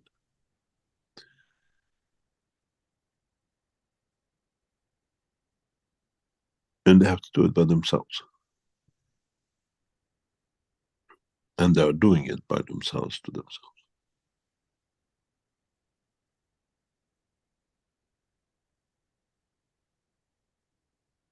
And a peace will come when this bloodline has gone. All the American arms hold is back in the places where they have invested money. All the wars is where they have invested money. And this has to come to an end.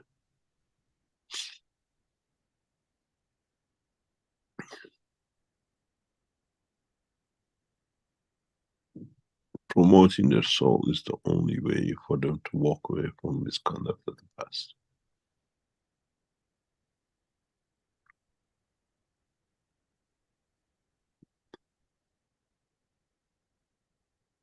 Any other question?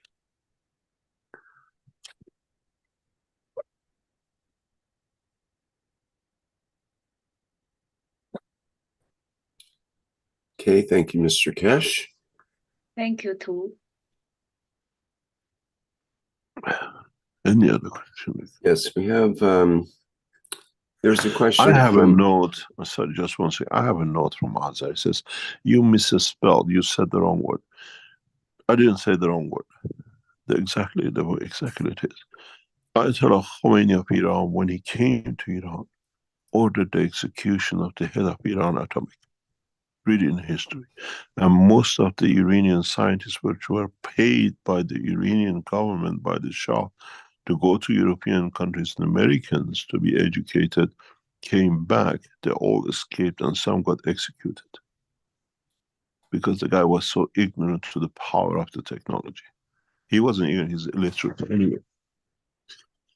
In the whole process of the Iranian nuclear industry coming back up has been primarily Rafsanjani, who became a president, and the insight of Ayatollah Khomeini of Iran. Khomeini ordered the execution of nuclear, and now Iran is getting prosecuted for becoming nuclear and bomb or the rest of it, where this is not told outside because it doesn't fit the man who brought to bring a country out of most advanced technologies to time of Bedouin, where he came from. And as one of the most powerful men in the past few days has sent me a message, Mehran, don't go back to Iran. It's too dangerous for you because you speak too much truth. And I said, I've got no fear of going back anywhere because where we go, we are protected. And this is what it comes, illiterate people. Some of you, maybe I can add to you as part of the history we learned. Eisenhower wanted nuclear to be equal, that doesn't become like the Second World War, be used, and when most of nations will have it, then we find a peaceful use application of it, because he wanted to get the fear away from the, what we call Hiroshima bomb and the rest of it. So he promoted sharing the nuclear industry with other countries who wanted to do. And Shah of Iran took that opportunity and was given a gift, a nuclear, what we call teaching reactor, now produces most of the isotopes for Iran, to Iran. But we had no one to run it. It was sitting in the university in Tehran for years, till one educated nuclear physicist, Iranian, was educated from Switzerland, and then went to Paris to become a nuclear physicist, came back to Iran. He met with the Shah and he explained to Shah, which way do we go? We go nuclear weapon or energy. He said, we do energy, but we keep an eye on the nuclear if we need. And when he heard the Israelis are going towards weapon, he said, we go for weapon. We learned that we don't fall behind. One day Israel attack us.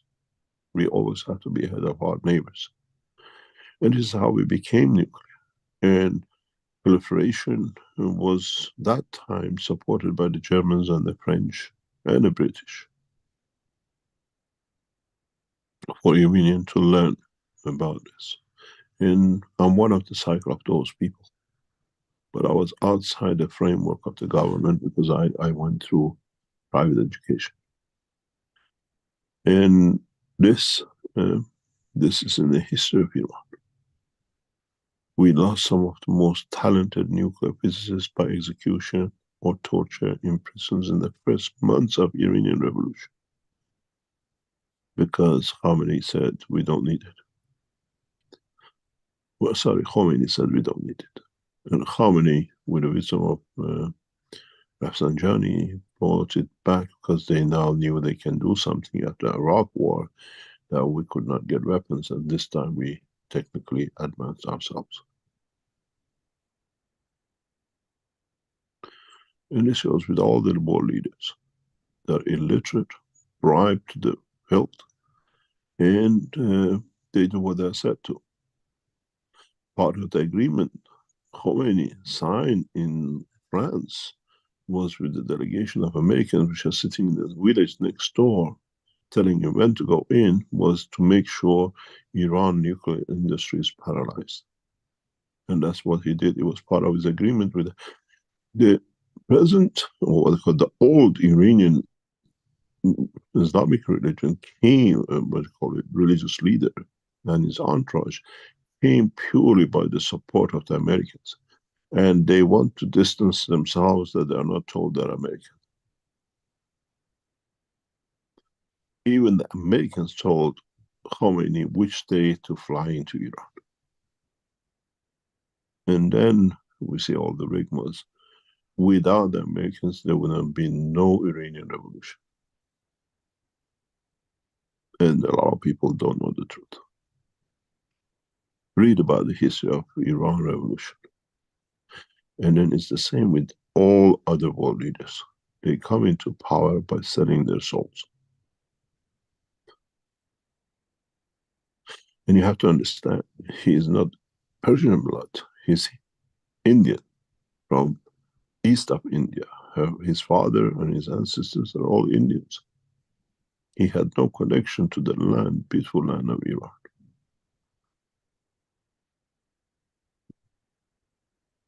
When you're given the freedom of a palace and you have no connection to it, you rob it, you destroy it and loot it. So he did.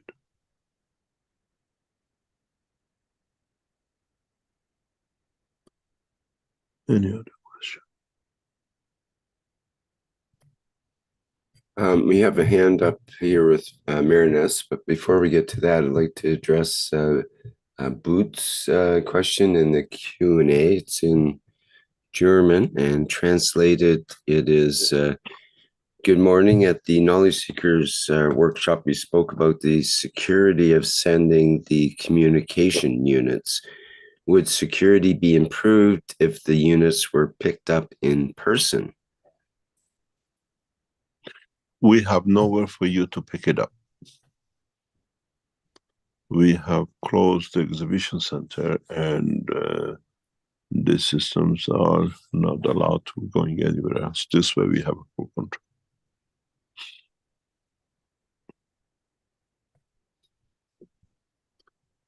Okay, thank you. Mehran, would you like to go ahead next?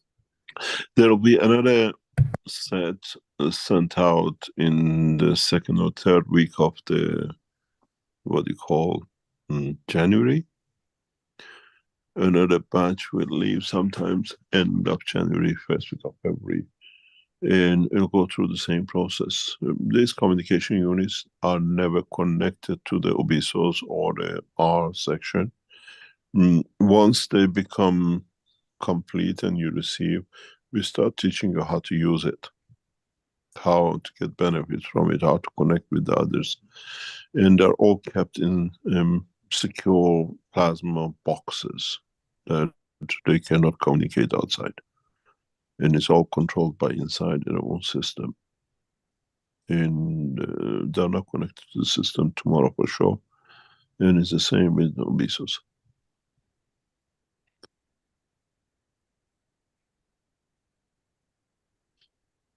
Any other question? Hello.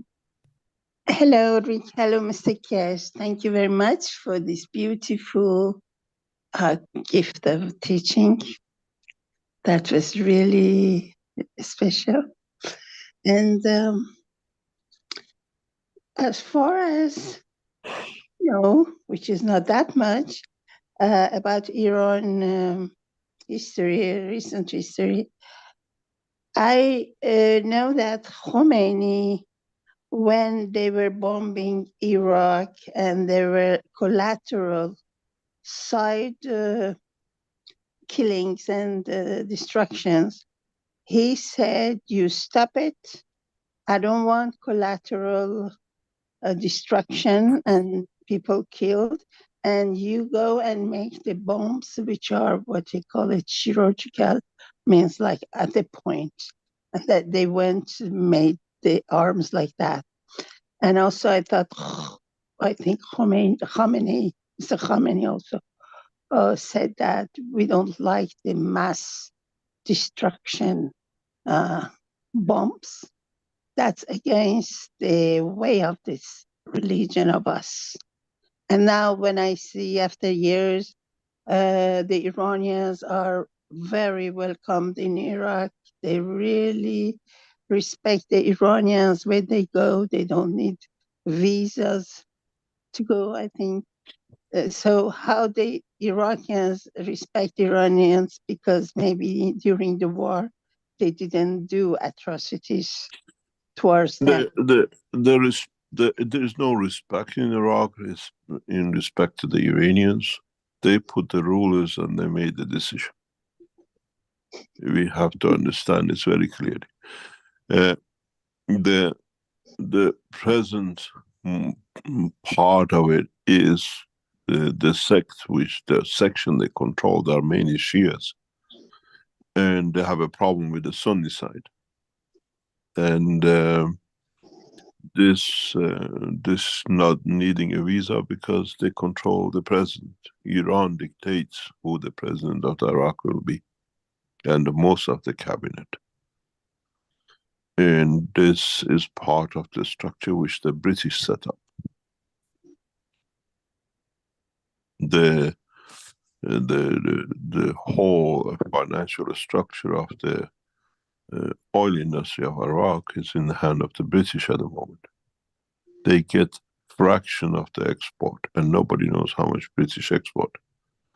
And that part and the political side is mainly dictated, and the Iranians dictate majority of the ruling in what they call through gun policy more than anything else, supporting changes in regime in Iraq. And so as far as the conflicts, you said that we should raise the soul of the people who do wars and put the bombs so that the level goes up and they start to create peace. Is it something That's like that? the only way. That's the only way. Something very interesting has happened with us around Keshe Foundation. One of the knowledge seekers who has been with us has proclaimed to one of the government that the Keshe Foundation is recruiting spies, training spies. And Mr. Keshe is a spy. And has managed to convince part of the national security to this. And we heard in past few days that this officer of national security has reported to the national office that Mr. Keshe is a spy for Americans. This is one of our own knowledge seekers. And we are very open about it because they're listening. And the interesting thing is, if we spy for our own technology, that it means they have not even understood. If we are teaching knowledge seekers to be aware, to understand technology and the knowledge, we cannot be spying. And this is one of the top knowledge seekers. Getting into problem, finding out that was reporting to government from inside, has convinced national security officers that Mr. Keshe is working for Americans and he's a spy. And he's recruiting. And I will release the name very soon. We have to sort out we clean up the mess in the background, and then we'll let you know. And this is the way, I said, there are two ways to do it. Cleaning a mess in the background for me is elevating the soul.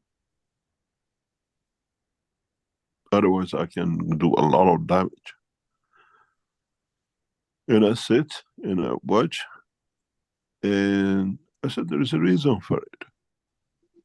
The ones around me, they said, you have to react this way. I said, no, we react the new way. We elevate the soul. And we protect the others from it. And the new way is to elevate the soul, that they walk away.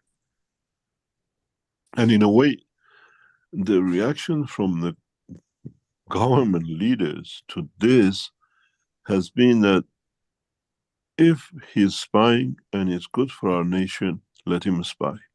That's to the officer who reported the spy. But if he's not good for us, it will stop. And I said, that's fantastic, the way it is. And because in communication with the leaders of the nation, they saw the clarity, they see the clarity of the work. They're elevated to what it can bring. And this knowledge seeker, thinking very clever, by doing this, I get rid of Mr. Keshe and then I rule. But the governing bodies will look after that part the way they do. It's happening to us on today. This is in the past few days.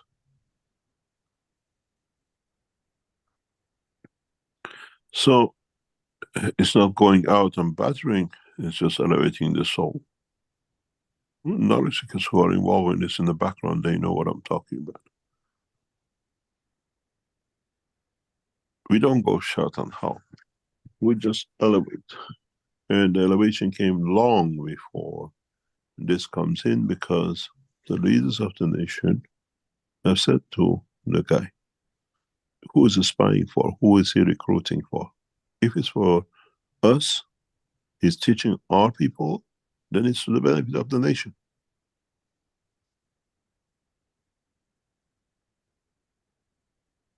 And this is how it should be.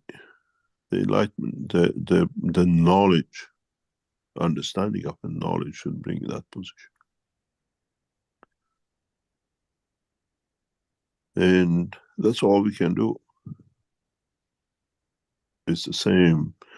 I always tell about Netanyahu, he gets enlightened. But you have to understand the psychological path behind even Netanyahu. He's doing all these anti-Palestinians and everything else. Go through the life history of him. It's because of his father. His father was kicked out of Israel when he was a young boy, Netanyahu, to America, because he wanted to get rid of the Palestinian, the far right belief. And he brought his sons up this way, the 3 sons. He's just doing to please the father, follow his father's doing. He has no brain of himself. And he worked that way to get to this position.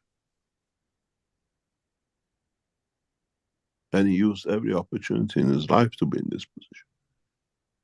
He is a criminal by essence of his life, Netanyahu. Go back and read about his history. His father was kicked out of Israel for a far right, what he's doing now.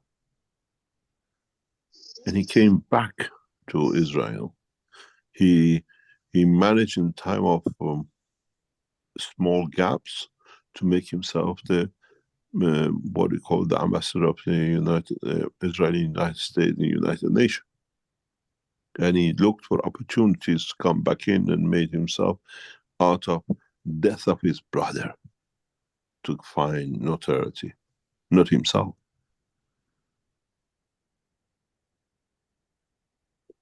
So he needs elevation. We understand the process, why he is where he is. He's trying to satisfy the wishes of his father to be a far right and kill as many Palestinians as he can. But the time will change. Read about his life. The guy is brainless and clueless. And what happens to the soul of these babies who are killed and go finish their life? Do they Same go, process, the same, there is no difference, the same process. do they get higher to a better No, place? it's not Because martyrdom. It's not martyrdom. It's a natural process of separation of the soul from physicality. But those souls are aware of the mother who lost a child, the father who lost a child. It's all connected. It doesn't go unpunished, but not the human way. Some of you which go through that transmutation of the soul, test yourself during the phases of the work. Where you know physically you done wrong, doesn't matter what, that wrongdoing of you touched someone the wrong way. You did it deliberately or accidentally. And go and see the structure of your soul at that time. And understand what was taken from it.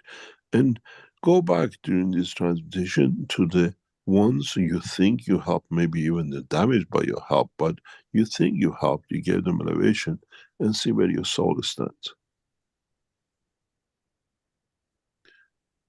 And then you will understand it. This is part of the light, the enlightenment that you will learn.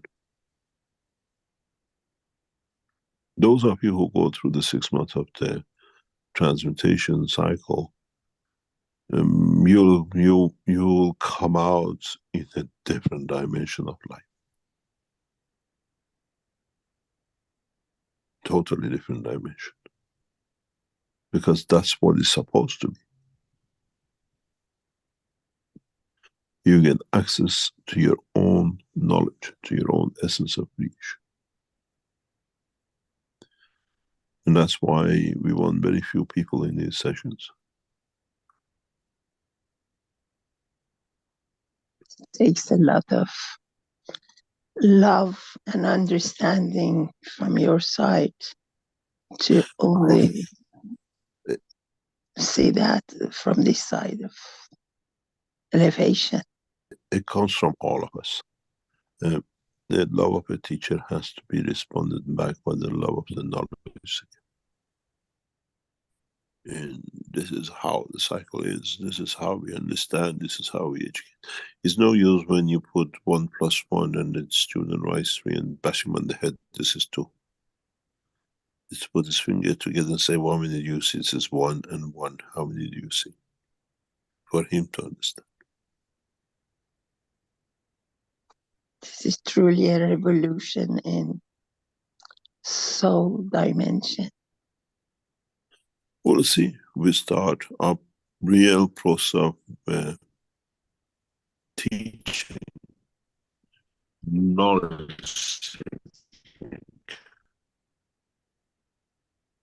is different.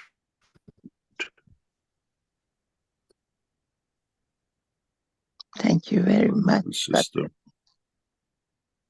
Just 1 second, please.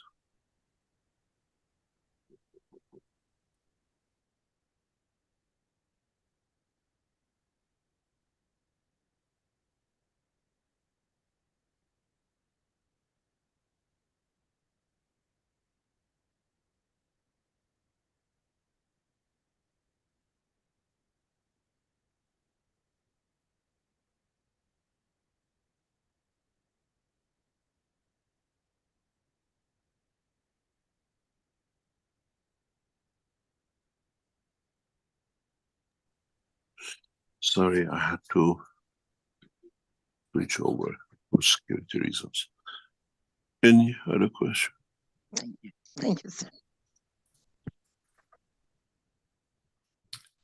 Yes, let's address a couple of questions in the Q&A here. From Jens P. Says, I registered on December 13th and signed up for the Soul of the Lover session. Is there any more information about the Zoom channel? Are German language skills sufficient? Thanks. Can you repeat, please? He's signed up for the Soul of the Lover program, and is there any more information about the Zoom channel that he should know about? He's apparently German, so I know that we have a translation usually. Go ahead, sorry. All the invitation is going out by tonight, or already has gone out for those who are coming in. And there's a German translator. I think there's a Portuguese. The Italians, there's a number of them, and we have told Stefania about it. She's going to be there. I think Mario, as usual, is there. If Mario is not there, we'll bring another person in, but it should be there. We try to accommodate everyone. There's a Iranian section. If there are Iranians, we are monitoring it today. That maybe we ask Mehran to translate. We give her the opportunity to translate in the background tomorrow, because last time she was typing the translation in the last Thursday session. Azar used to do this, but she's not there, or they translate afterwards. And so we try to accommodate everyone as we go bigger in this process. And we'll see how the things will take shape. The problem is there are other people who will do the translation, but it has to be set up with you, Rick, in the background for these sessions, because you allow the translators to translate, or in sessions we allow the, what do you call it?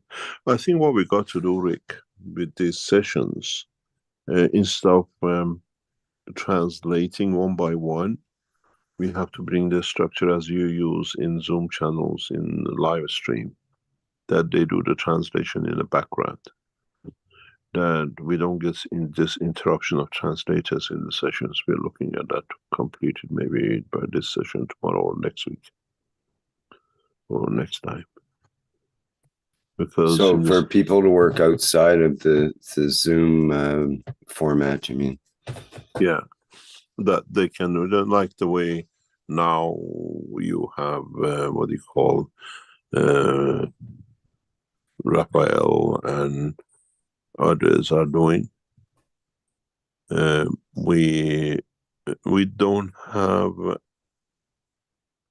other translators we have to bring in to do the translation for the sessions in the monthly sessions, because at the moment it disturbs a lot. They have to translate language by language. We have to go like the way it's done in the Thursday teaching, simultaneous translation, that things don't get disturbed so much. The interpreters are inside. We'll see, we're learning. But the most important thing is, once we go into translation on Thursdays, they go once the translation is done, they go back into the mainstream because they connect to the main line. They don't go through the translator's line. This is one of the problems we had. Interpreters go in, give them information and come out, and people stay with the main line. That's why we have a problem on the other side. Anyway, we learn. Any other question? Okay, very good.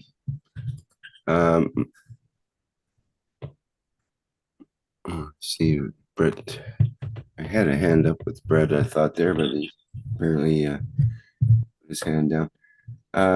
You see, we have a question from Mohammed here. It says, hi, Mr. Keshe. I feel some energy in the background. It wasn't there 200 or 300 meetings ago. Can you explain, please, is there any connected device to the meetings? My feelings are like when I go around rotating ganses and I feel them in my head. It's like CO2, zinc oxide, and copper oxide ganses. No. We have in the teachings we don't use anything like this. In the Thursday teaching, in the sessions, we have systems in the background we use.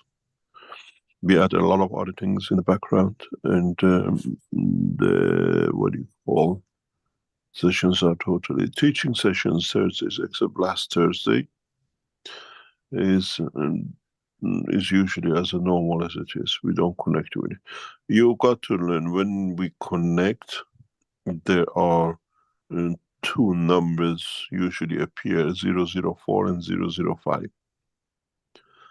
When you see those two numbers as participants or attendees is where we literally play game in the background.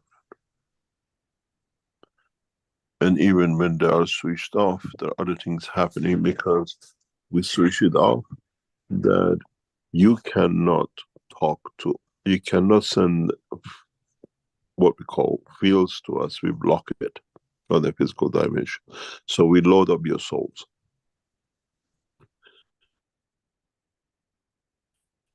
We load up the energies, and you are like a hungry mongoose. You just take everything from us. We see them, others, so eating time has started. When we open your microphones, it's a simple structure, if you understand. It's like you eat and eat, keep your energy till you have enough energy. When you go into play, you're not hungry. And then when you go, you use your energy. The way we monitor, you see, we open your microphones, is when we take the surplus from you into the system. When we shut your microphones in sessions, is when you are receiving from us and you're literally loading up any shortages, anything you might want to take. We might give it to you, but you are still hungry, but I don't want to eat this food. That's how it works. So sometime be what we call, you see all the microphones are off, but unit 4 and 5 and a couple of other units are open. This is the time we are opening subsystems in the background, we are changing things in the background, and as your microphone is off, you're loading up. You're receiving from us what you need. We can't force you, you just take what you sold. And then you see us, for example, switching the microphones, but numbers 0, 4 and 5, but your microphones are all open, which means we're not giving anything to you, you're just taking it.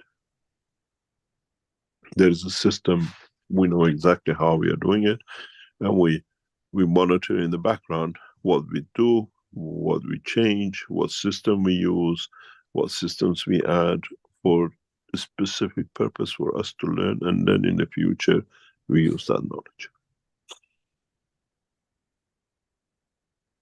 So if you feel energy, is from the soul of the people present, because you're all connected at the same time now, and you're connected through the Zoom system, not through our system. We're like you, we just connected, we don't load anything up. But it's good to see or to hear that you feel more energy. So knowledge seekers are becoming more and more what you call in the tune with us. I see Mr. Tells us that they're translating in Russians. We have to check to see how many Russians are in the teaching, or if you want to join as a translator to the Russians.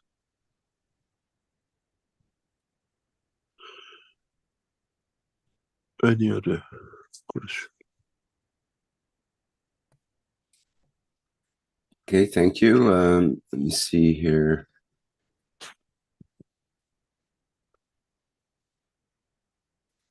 Let's go into the YouTube briefly here. From Mikyel in the YouTube. Good morning. What about the appearance of the one they call the Son of Man appearing in the tabernacle, in view of what you have explained today? Where did it start? Who started it?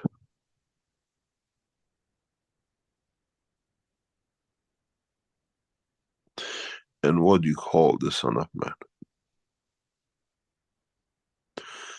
This word, the Son of Man or Son of Man, is used a lot in hidden words by Baha'u'llah. And there's nothing hidden anymore. In a way, the Son of Man depends what you call the man, the creator, and his son, which is the man.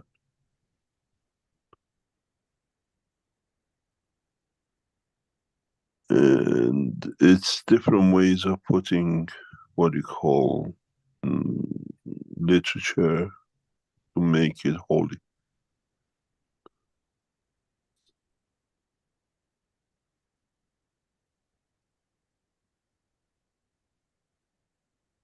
Any other question?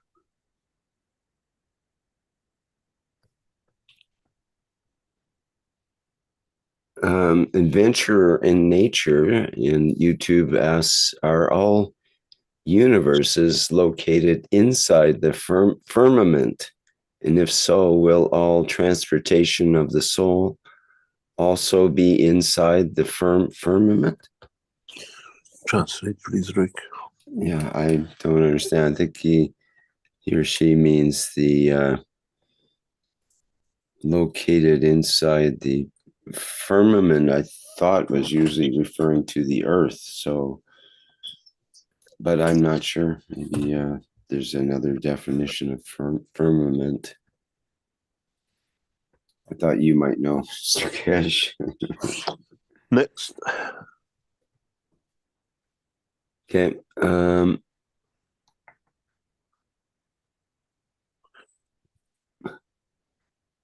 Well, we have someone with a problem with birds. You mentioned something months ago, perhaps. If anyone has problem with birds, we have birds knocking on my windows around the house. Any suggestions how to stop this? Maybe you have too many cancers in the house. We had this. We had this in China. I used to carry a lot of cancers in the house when we were in South China Sea area. And when we looked in the other houses around us, there were hardly any birds, but all the birds were in the garden. We used to get a lot of birds coming in. And it brings that position. We had this in Inner Mongolia when we did the harvest time there. Every day we had a complaint. I said that we go from the farmers, from the people who are running the test, that they never seen so many birds landing and eating. They never seen so many birds, and they're eating from the harvest. And they were eating from the harvest when it was the Keshe Foundation section. And at the end, we ended up the double and 3 times the harvest. And I said, can you imagine how much it was eaten by the birds that we had so much complaint? It must have been 5 or 6 times more. Uh, the structure of the fields with gases brings in comfort of the soul, which is zinc based. And then you connect it with a carbon. And if one of the spectrum of the fields matches to the bird's emotion, you attract its lover, isn't it? Run a test. I've done this. Sometimes it brings interesting results. Sometimes you don't see anything because maybe it's in the wrong place or wrong way. Put a, what do you call it? A dish of water with ganses on one side of the garden and put different mixture of ganses in different pots in it and see which one gets drunk off more of from. You'll find the one which has a copper in it. Copper, don't give them ganses, the water of the gans, attracts the sick birds. The one which has more zinc in it attracts those who are, when they jump a lot, what they call hyperactive ones. And those who are normal, they drink from the normal water. And just observe it. It's very interesting. The bird which limps or has a bit of physical problem somehow ends up on the copper side. And then you see the same bird jumps on the zinc side. Then try to trace with the amino acid and without amino acid and see what a big difference it makes. You see insects going around and all sorts. You find more insects in one bucket in the morning and the other one. It's observation, and then you learn a lot from it. And yes, it does. We done tests with the house which has been a lot of disturbances in, and with a specific gases which you lot don't use, you don't even haven't got to that level yet. We changed the household into a peaceful, loving people. But you see the gases in the buckets change. Color changes, size and amount changes.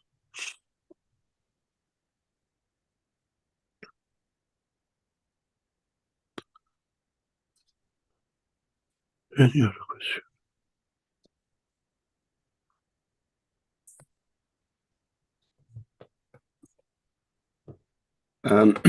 Louis in the Q&A asks, what technological solution would the Keshe Foundation have to alleviate the temperature, which has increased a lot, putting many people at risk of death? If there is a technology to cool the environment, could you teach us about it? The only solution you have to understand the science, not just because. The only solution at the moment available for us, which at the moment is under consideration in very different ways, is reduction or conversion of the CO2 to its gas. Because the carbon, there's a lot of things we don't understand, a lot of things we understand. The whole process has to be understood. Let me try to see if I can get a help from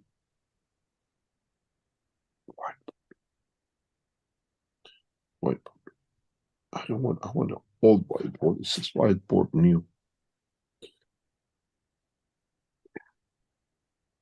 Just give me, cancel this one. Let me see. Just bear with me for a second. I'll always have a problem with this Mr. Whiteboard new.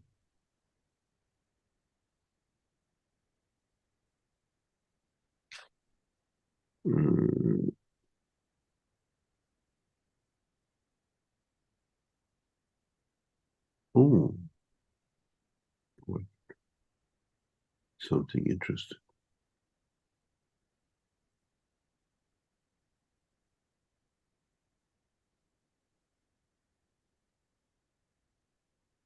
Now persists access to.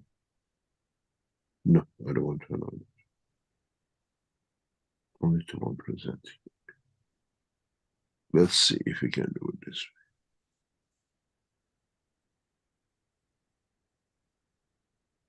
way. New whiteboard. Create it.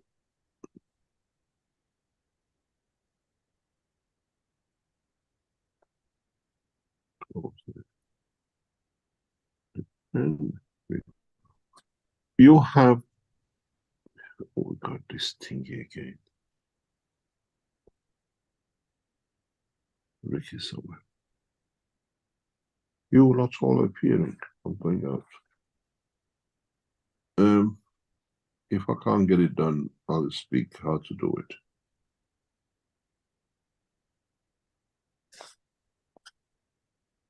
New whiteboard.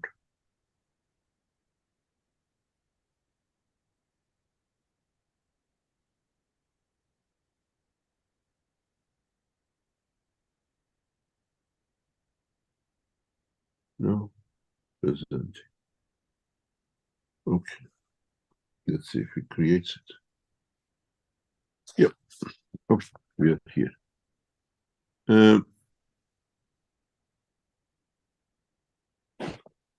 We have in the atmospheric condition at the moment what we call the CO2.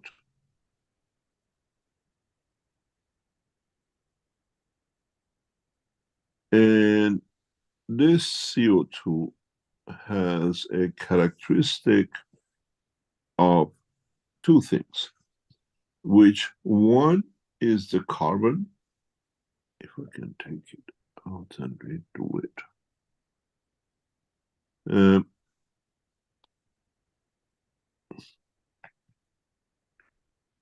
What is the characteristics of the carbon, and what is the characteristics of the what we call oxygen?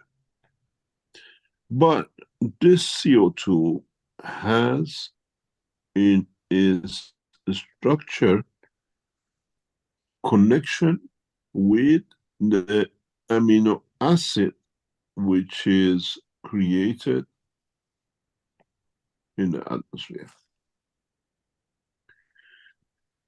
If the CO2 attaches itself to the amino acid, then we have a new condition, which means creation of the what we call the carbon. We have the creation of the carbon as a CO2 and attachment of the amino acid, which this itself creates a new dimension energy which attaches to other elements which are floating as energy pack in the anything else you have in the atmosphere. So our amino acid combination with, which is the energy level, with the COZN or any other atmospheric material gets glued to CO2. And this gluing creates the poisoning of the atmosphere. Now that we have developed the technology to extract this carbon out, this structure falls apart. So in the position of what we call the carbon extraction in your CO2 boxes, which you attract this, and then in interaction with the oxygen energy, because now it's a magnetic field box, allows this structure to dismantle.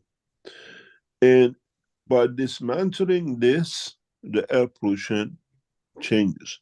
But now you have the carbon, the zinc, and the phosphorus, whatever is in the atmosphere, to land on Earth as a matter state.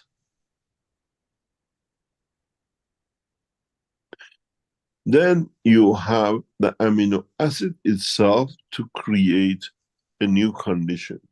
What we see through test is that this amino acid lands as on its own on the body or on the surface of the seed, man, and the rest of it. So the solution to clean up the atmosphere or pollution is to extract the C from the CO2 which is added. This will change the climate change too, because this thing creates, absorbs fields from the sun and adds to the heating element. It's not the CO2 which is global warming, because scientists have not understood, as I usually say, this process. And we connect the increase of the carbon dioxide to production of the oxygen, which is not understood. It's the wrong way of explaining it, but you understand how now. Because CO2 has always been in, and this CO2, when you absorb the carbon in your CO2 box, releases this oxygen in atmosphere. And they say the cycle of life started when the CO2 started. This salt water and the carbon and the zinc, we call it the oceans. This is the job they did. And most of our teaching in physics is the wrong way around, because we never understood energy aspects, production of the energy aspects of the carbon as the carbon dioxide, attachment of the amino acid to it because of the two line of connection, and then the what we call the present pollution.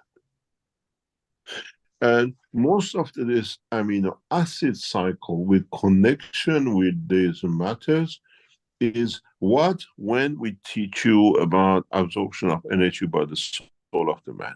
Because this amino acid attaches itself to the skin. You say, oh, I have a fatty skin. This darling coming on you is not coming from the, inside your body. This is the wrong understanding of it. You have, then you see the same on the leaves of the trees, the fattiness, the oil. It's the same as us, but we don't understand this, our body.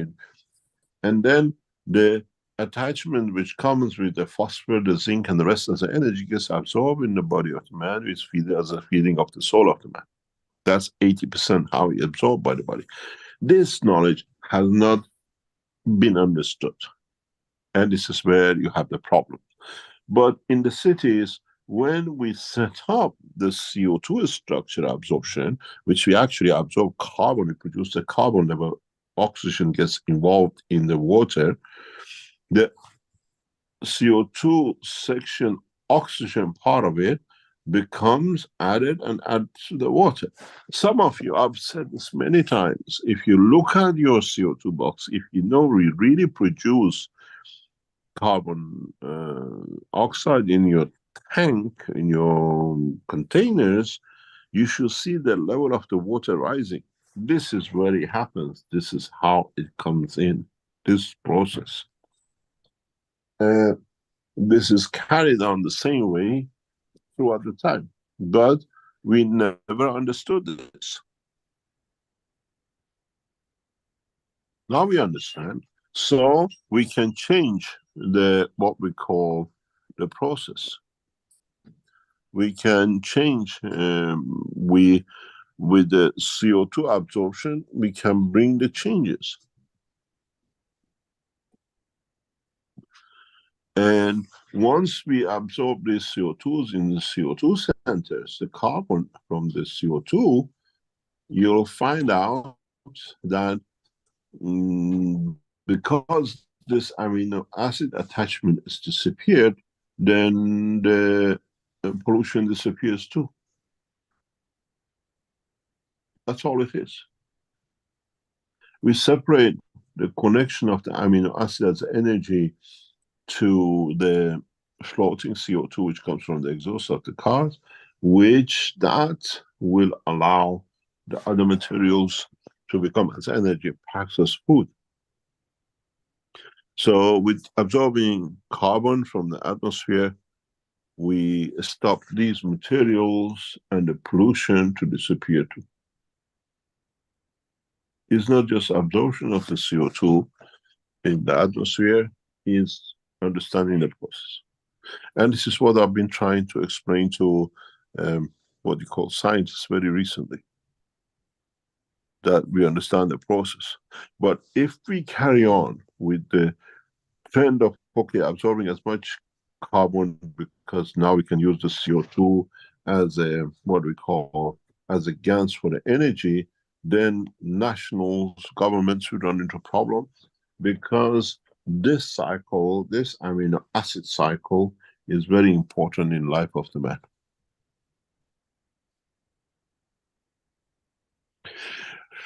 Part of the process of we see a lot of people increasing in size or get fat is this link, which is not understood. The increase in carbon dioxide, increase in the amino acid attachment to the carbon dioxide.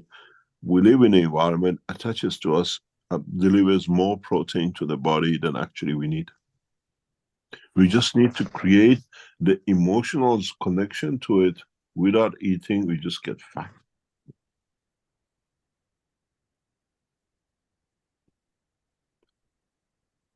And this is part of the knowledge. What's understood, and you understand the rest. Controlling the CO2 extraction of the carbon with the CO2, so it will clean the environment of the buildings and cities very easily, but it has to be controlled that does not become the reverse. The more CO2 we produce, the more oil we produce, because in this process it gets attachment for the amino acid, which leads with the salt of the sea to physical amino acids, then lands to the bottom of the sea through the waves and everything else, and then by saturation lands to the bottom of the sea and becomes what we call oil.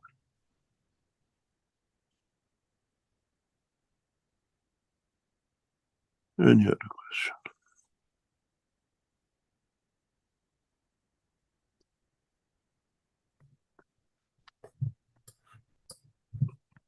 Let's stop this thing.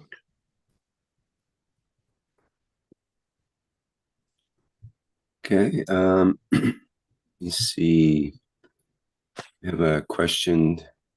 Would you like to change your screen, please? I stopped the whiteboard. Thank you.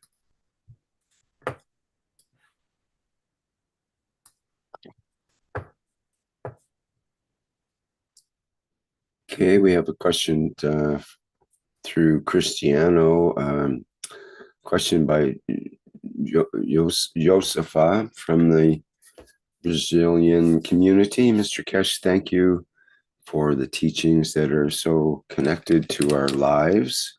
A question to understand more about the processes that came after some events. I always liked chocolate, but I didn't eat it much for health reasons and everything else we learned. But after some events, this changed, and I started eating more spontaneously when there is a desire. What is the limit between addiction and the satisfaction of existence?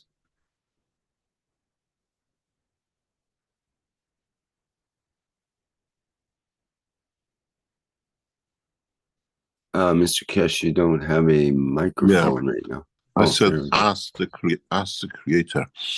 But you have to realize something very crucial in the teaching.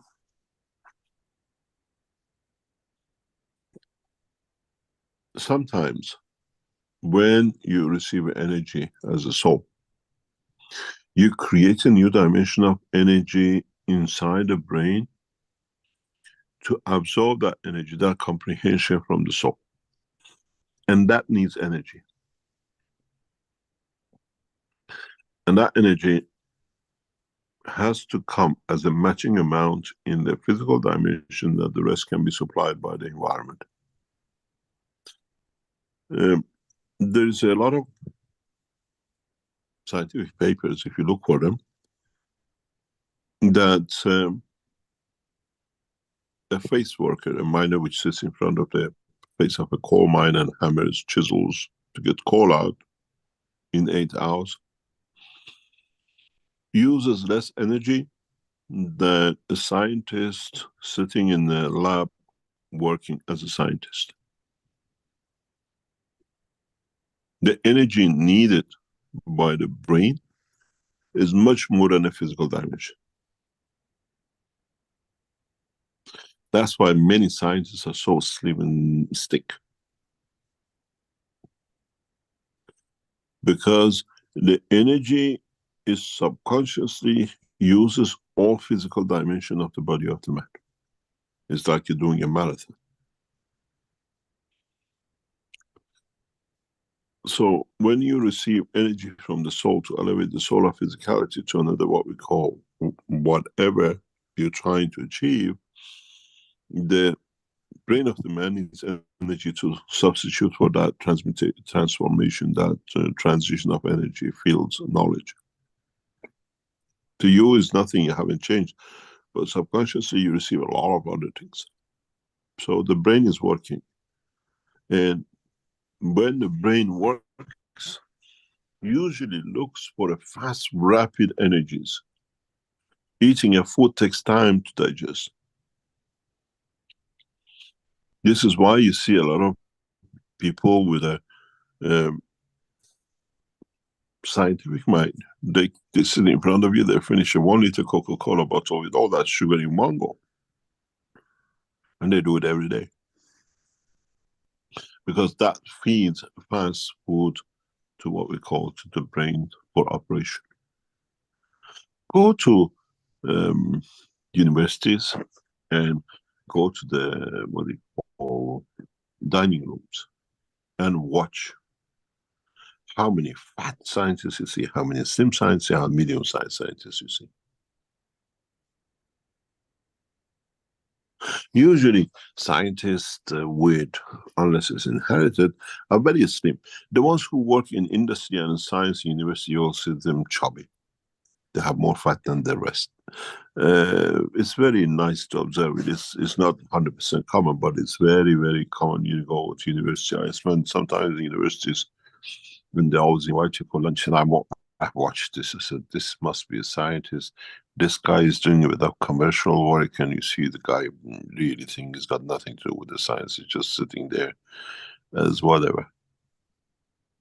So, is the energy level you need, and how you feed it, how fast you can feed it, it can keep on operating. And this is why you go for chocolate. It's a CH bond. And the hydrogen is needed. Or sugar is needed. Which is again carbon, hydrogen, fast delivery of energy.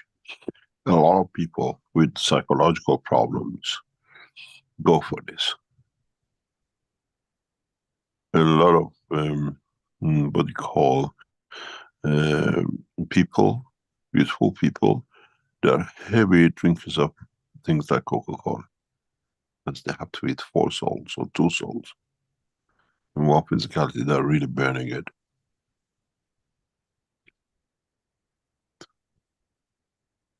Any other question? We have a question in the Q&A from Nikolai, who says, good morning, Mr. Keshe.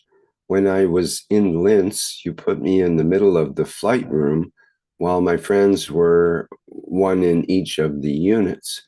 I watched as you were very intrigued by watching the fields. You asked me briefly, "Did you see that?"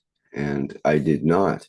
Perhaps I did not know how to look, or perhaps where. Is this something we can all do? Or is it a particular amino acid condition within the body which allows for the observation? We all have the capability of. Nothing is exclusive. It's just that we have to find how it's done.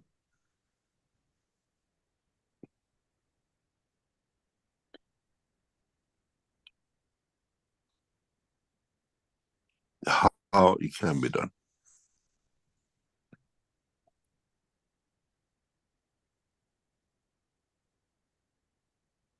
And the process.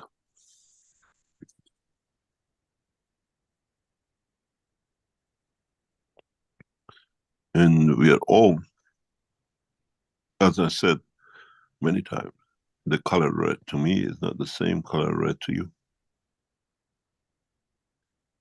I call it red because it's nearest to what you see as a red.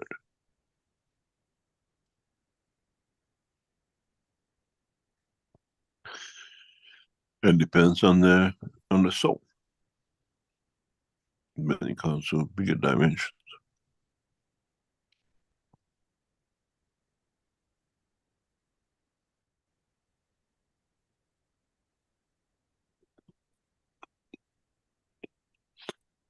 Any other question?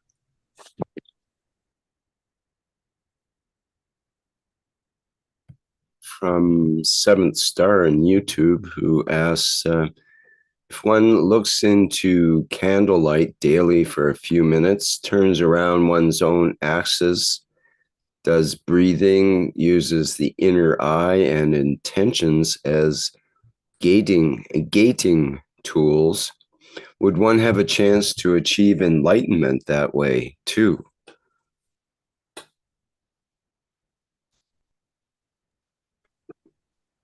Repeat, please. If you were to look into candlelight daily for a few minutes, turn around one's own axis, do breathing, use inner eye and intentions as gating tools, gating for a gate, I guess. Would one have a chance to achieve enlightenment that way? The breathing, as we explained scientifically, how it affects your operation of your soul. It's to do with the amount of energy which is available, becomes available to the blood, or the way you extract it to reduce it, to weaken it, or you pressurize it to expand it. And then we understand the knowledge, that well, a scientific way around it. But by breathing, you depends how you breathe, the way you breathe. We explained this many times. You can dictate the expansion of the soul. And then how far can you expand it, and what does it bring in?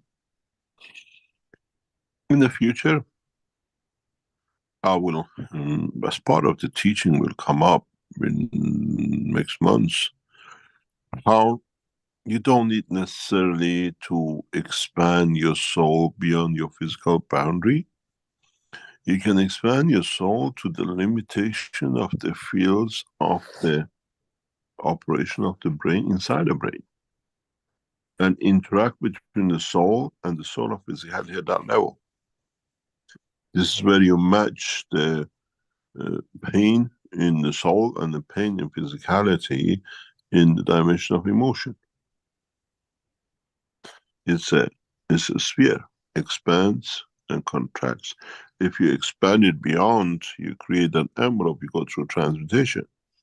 But if you expand it to the certain position which the soul goes before it goes beyond the boundary of the physical body, interacts with the energies within the brain, you create and you feel something and you feel it inside. And then it creates the emotion of the soul and emotion of the physicality, soul of physicality the same. And it touches you. This is mostly the time when man changes a point in their life. They call it the turning point. You change the habit of loving, you fall in love, you change your diets, you change your understanding of something. It's when the soul actually, fields of the soul actually interact, expand, but they don't go beyond. It just still interact with a given position, feel the strength of the science that tell you this is the where the knowledge is. You suddenly touch that field and you can speak all languages or certain languages. And without ever being there. It's recently in the papers, I don't know if it's been confirmed or not, a young boy, 2 years old, out of nowhere started speaking Chinese. Never been to China, never been in contact with any Chinese. And it's not something occasionally, it happens quite a lot. This is where the soul touches the information, and if the information balances, it becomes that point, that knowledge. You don't need to expand your soul all the time to go beyond the physical boundary to transmute, you need it. But when you do it inside, it brings enlightenment. And then what knowledge, what field you develop, absorbs, connects to that knowledge at that point in the space. This will teach later on, because then you have to understand the emotion of the soul, how it feels to be in a given position, transmutation. When you feel it's right, but you're still transmuting. It becomes, maybe you call it the third eye, but becomes a knowledge of the presence of time and the place, awareness. Because you connect the energy of the soul to the energy of the soul of physicality on the spots in the physical dimension of the life of the man. And then you feel it.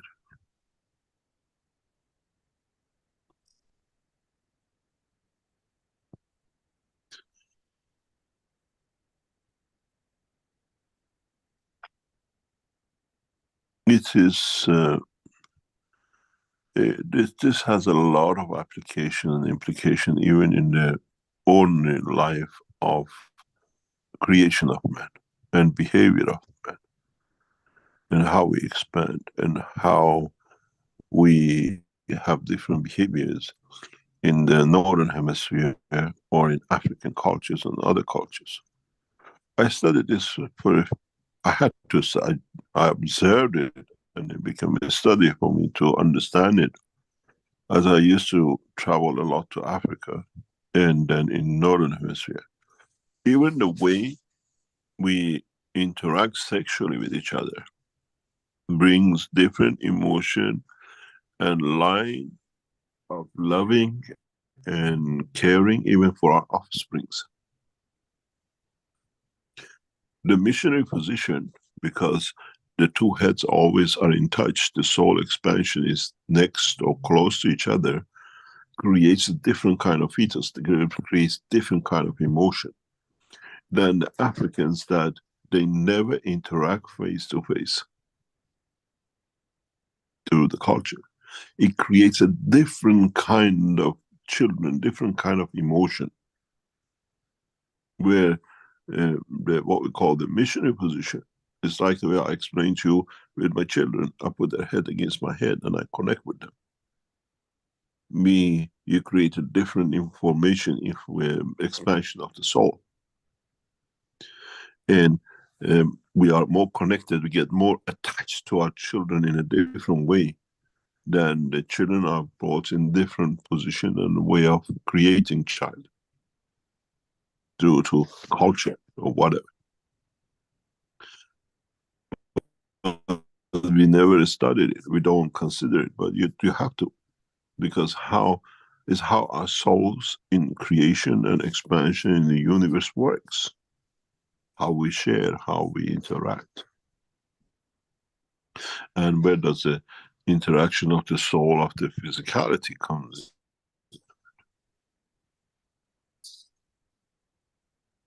Is you have to consider even why homosexuals, especially the male, have a different kind of emotion and interaction than the female similar sex, or the same as what we call the missionary or the Africans.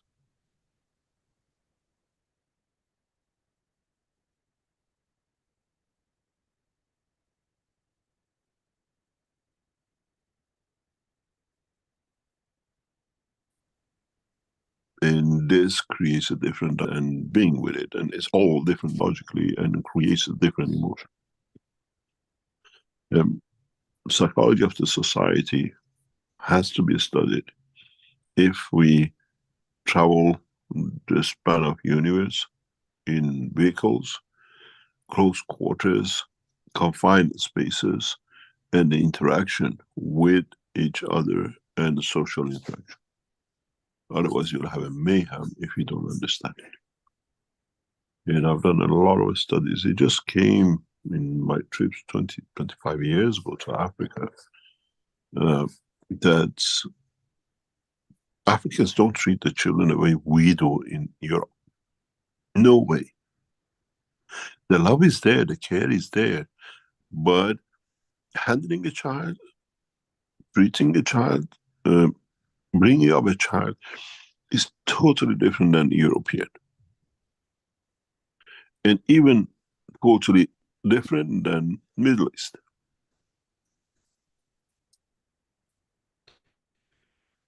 And in how we do not see the what we call the interaction of the emotion of the soul.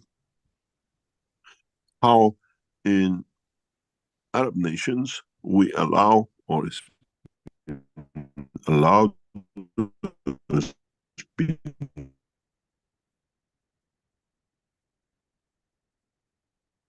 Oh, you're breaking up there, Mr. Keshe.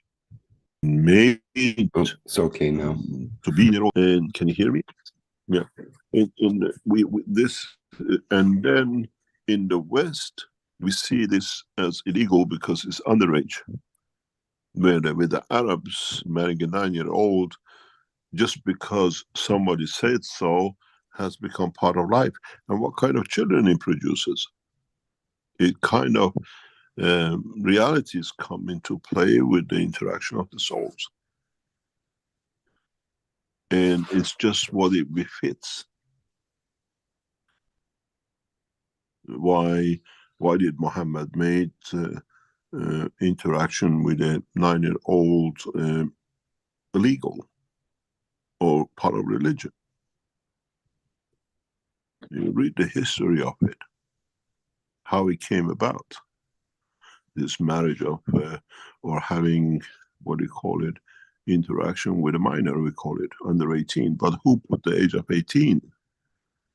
When does it come to maturity of physicality, or does it come to maturity of mentally, or what we call evolution of the puberty? Muhammad fell in love with a 6-year-old girl. He actually engaged her at 6 when he was 52, 53.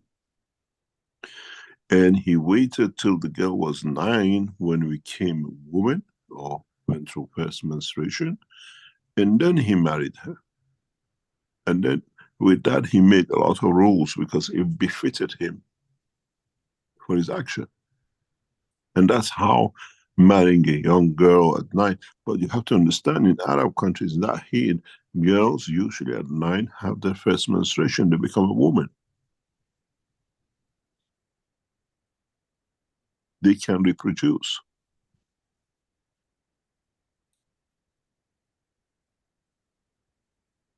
And this is in the history of Islam. Read it as a historian. His second wife was, and then after that he married 2 more. And he actually died in the arm of this young girl at the age of 18.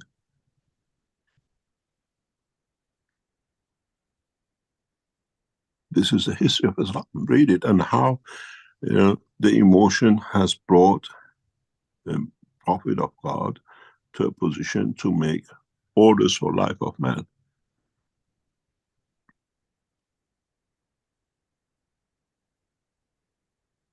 He literally fell in love with a young girl, with a 6-year-old girl, and at 9, and the girl was with him till he died. He wanted to die to be with her out of all the wives he had. And she was only 18 when he died, at a very young age of 60s, early 60s. And then to justify it, he made rules, and which is abused now. But again, a 9-year-old child brought up in a different ways of interaction of souls in Europe is not even mature yet, in most of the times. But we still see abortion at the age of 9 and 10 in European hospitals now is a normal position. Are we taking the cycle of physicality out of, or emotion of the soul out of? And which one is correct? And which one leads to creation of the new soul in the right dimension?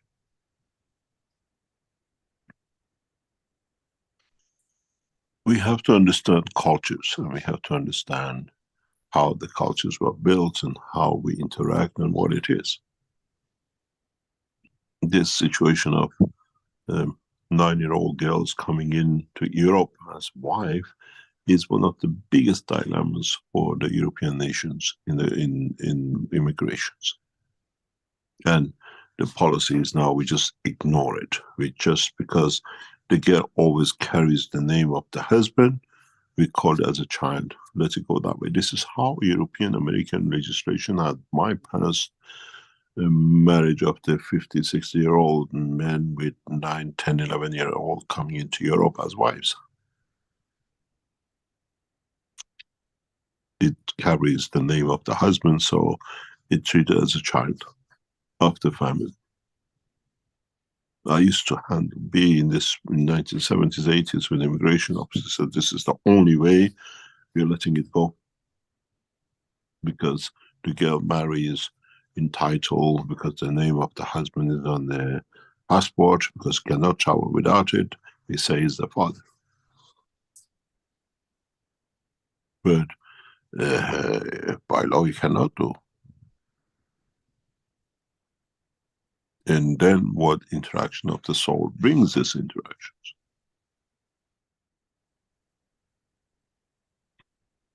And what soul is created out of this? And what's the expansion of the brain in the emotion within the center when such a interaction takes place?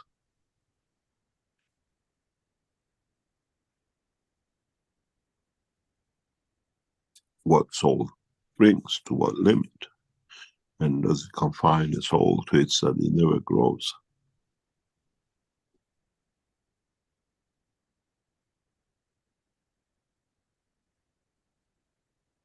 This is where I say hypocrisy of the religion goes out of the window. Then there is a bigger question for you knowledge seekers. When is your soul mature enough to find its twin? That it can match with, repair with, and from it emanates other lives.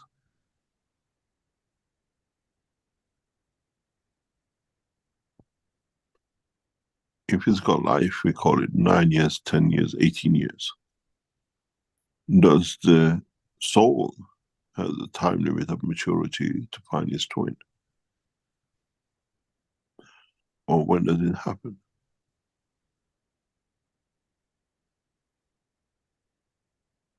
That the interaction of the two can lead to the creation of life, extension of the soul of the Creator.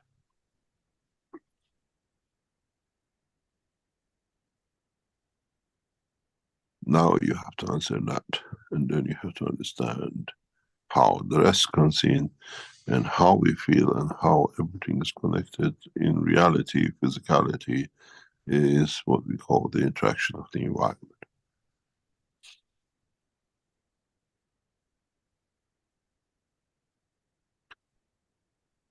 Any other question? Mohammed wants me to ask you, is it possible to tell us the names of some scientists who were killed by the order of Ayatollah Khomeini, please? Just read the head of Iran Atomic Energy when he arrived in Tehran was executed, and the rest are there. Some disappeared and never appeared. A lot fled Iran immediately. And Rafsanjani and others later on invited them back in. A very few came back. The rest stayed and became part of, especially American and German nuclear industry. In American nuclear and in German and French especially, you find a lot of Iranians that are retired. Now most of them are retired, who have been Iranian physicists, nuclear physicists trained by them. The story, the history, the story is when we have a scientist, a guy who studied in Switzerland electrical engineering, he saw an article in newspaper, French want to train nuclear physicists just after the war. And he went there and he became nuclear, came back to Iran, couldn't get a job as nuclear physicist. He went, became a lecturer in university, even he was a doctorate in nuclear. And then when he found out that Eisenhower has gifted Iran with the nuclear reactor, he went to Tehran and saw the authorities. Okay, yeah, the only nuclear physicist we have. So you become, go and see the Shah. He goes see the Shah, explains what he says. Oh, we didn't know we have one of you. So they made him the head of Iran nuclear. He was a very wise man. He said to Shah, you have to understand what I'm doing. And he said, 6 months, I come every day, I teach you, you do the work, and next day I come, you explain to me what you understood. And after 6 months, he says to Shah, now you're a nuclear physicist. What do you want me to do? Do you want to go for weapon or do you want me to go for energy? Shah says, we go with energy. When need be, we go for weapon. We started proliferation when Israel came out to be nuclear. And to get these things, he said to Shah, we don't have any. He said, Shah, send them to the other countries. They paid a lot of top Iranian people in universities to go to France, to Germany, to America to become nuclear physicists, come back. And by the day came back, it was the time of the Iranian Revolution. A lot of them just beginning of the Iranian nuclear industry. How many got to Iran? And how many ordered basically? The guy who started Iran nuclear, Dr. Atom, he left to America. He knew when they come, they kill him. So they appointed a new one. He was in position as a new one. They executed him because he was head of nuclear. Read it. It's in the history of Iran nuclear industry. And with it, a number of the scientists who were educated outside were executed or in prison, died under unknown circumstances. Torture.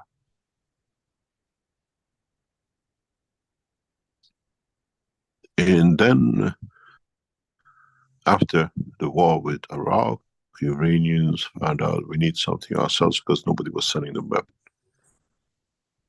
And Shah brought the energy nuclear executive from Eisenhower because he said there's going to be a day when the oil finishes, my nation cannot be dependent on energy and become backwards. He was one of the few world leaders who didn't rely on his advisors. He learned, he went to study. He did the same with the pharmaceutical, petrochemical.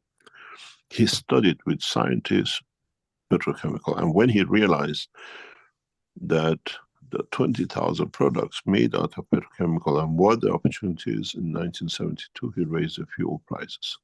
He said, I need it, they need it. And if you go into the budget of Iran, at the time of the Shah, the first most money spent on oil, second was nuclear. And then other industries. A huge burden was put on Iran to become nuclear during the Shah. from the income that he increased by oil. I studied Iran history of nuclear in detail, exactly where we went wrong and why we are nuclear weapon technology people, which they us allege us to be, which we are not.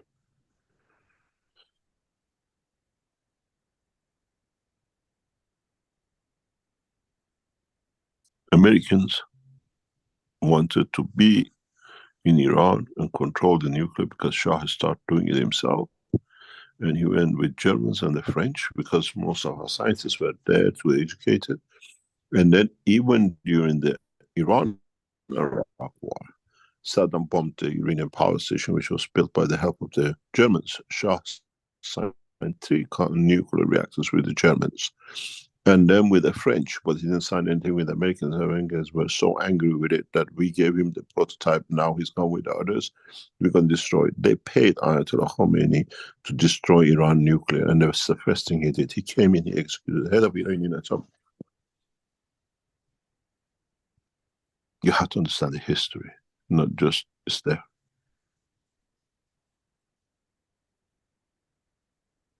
It was part of the negotiation for him to become leader, to destroy, kill the people. Scientists Shah brought as nuclear scientists. And then Ahmadinejad followed his line, the same, gave the names and got us all killed. Because he came through them.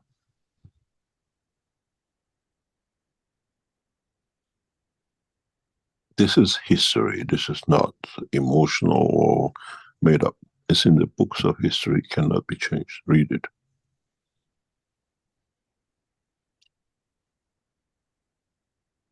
We lost some of our top young nuclear physicists by the firing squad and torturing chambers in the first months. It was part of the contract.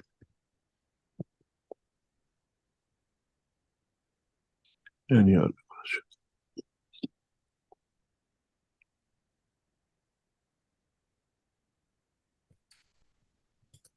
Okay, we're narrowing down our questions here. From the weed in the Q&A, is there any parallel between the scalar energy or cold energies discovered by Tesla and maglev energy? Or does this form of energy still vibrate in a more material layer?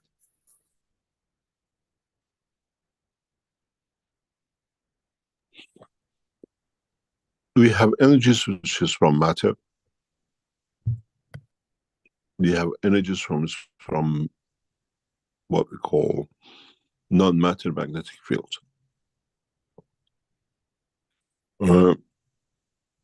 I invited the doctor who is talking about the scalar wave and magnetic fields and whatever to Nino.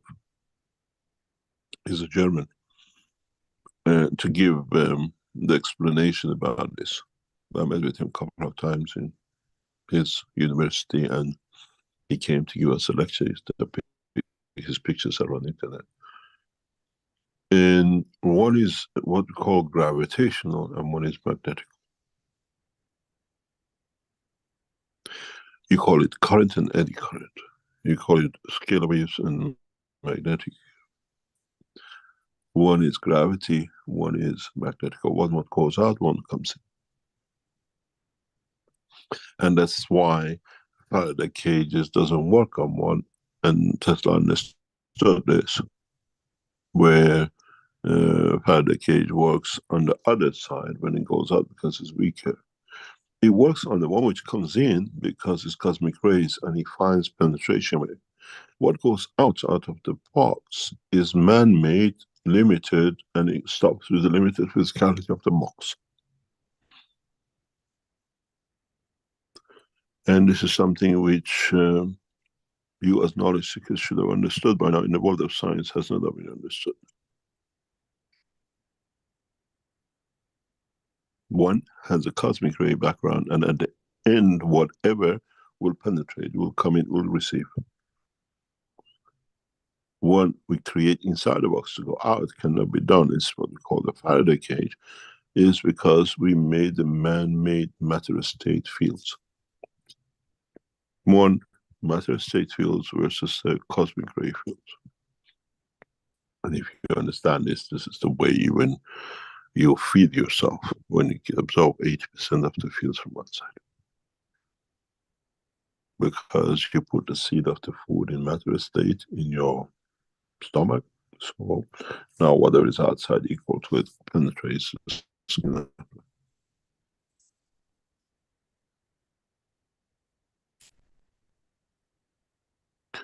Read about his scalar waves. What was his name? Professor Miles. He is Yes, I enjoyed Constantine Miles, Professor. Yeah. And I he had enjoy this working with him. setup in the middle picture here, I think, that he brought to your the presentation. Mm-hmm. Yeah, it came to the Nino lecture theater. We bought his systems. We use the scalar waves and things of him. We still have it. Any other question? Shall we call it a day? It's nearly 12:30. Yeah. Thank you very much for today. I hope some of you join us tomorrow. It'll be a very exciting time. And if you haven't registered, we're still leaving it open till tonight. And after we celebrate the birth of, what do you call it, Mitra, we try to close it. And I wish you a very happy new year to your souls, where the teaching of Mitra comes from. And see you tomorrow in a wonderful session. Sure it'll be one of the most amazing sessions of the Keshe Foundation for a long time. And then those of you who join us for the monthly teaching for transmutation, please complete your things. And don't get disappointed if I write to you personally and ask you, we don't want you to join these sessions, because if we get past the limit or we see things which we cannot handle, we'll come to you that way. Thank you very much, Rick. And we're going for the, what they call, understanding of them more in the future. Thank you very much. And see you tomorrow and next week. Okay, thank you, Mr. Keshe, for another wonderful Knowledge Seekers workshop here, number 517, on Thursday, December 21st, the winter solstice for Northern Hemisphere, at least. And thank you, everybody, for attending today's workshop. Our next public teaching workshop will be, let's see here, on Tuesday, December 26th, will be the One Nation, One Planet, One Race for World Peace and Justice. And that starts at the 4 p.m. Central European Time. Okay, I think that's it for now. Thank you once again, Mr. Keshe, for all that you do and for presenting these workshops. Also, our background image today is courtesy of Brigitte, who shows she shows her images during the plasma reactor group, usually to end our meeting, and this was one of them, showing a candle in a jar, sort of. Thank you, Brigitte. Okay, thank you, everyone. And I think that's it for today. We'll go out with our usual flight enhancement spaceship unit. And bye for now.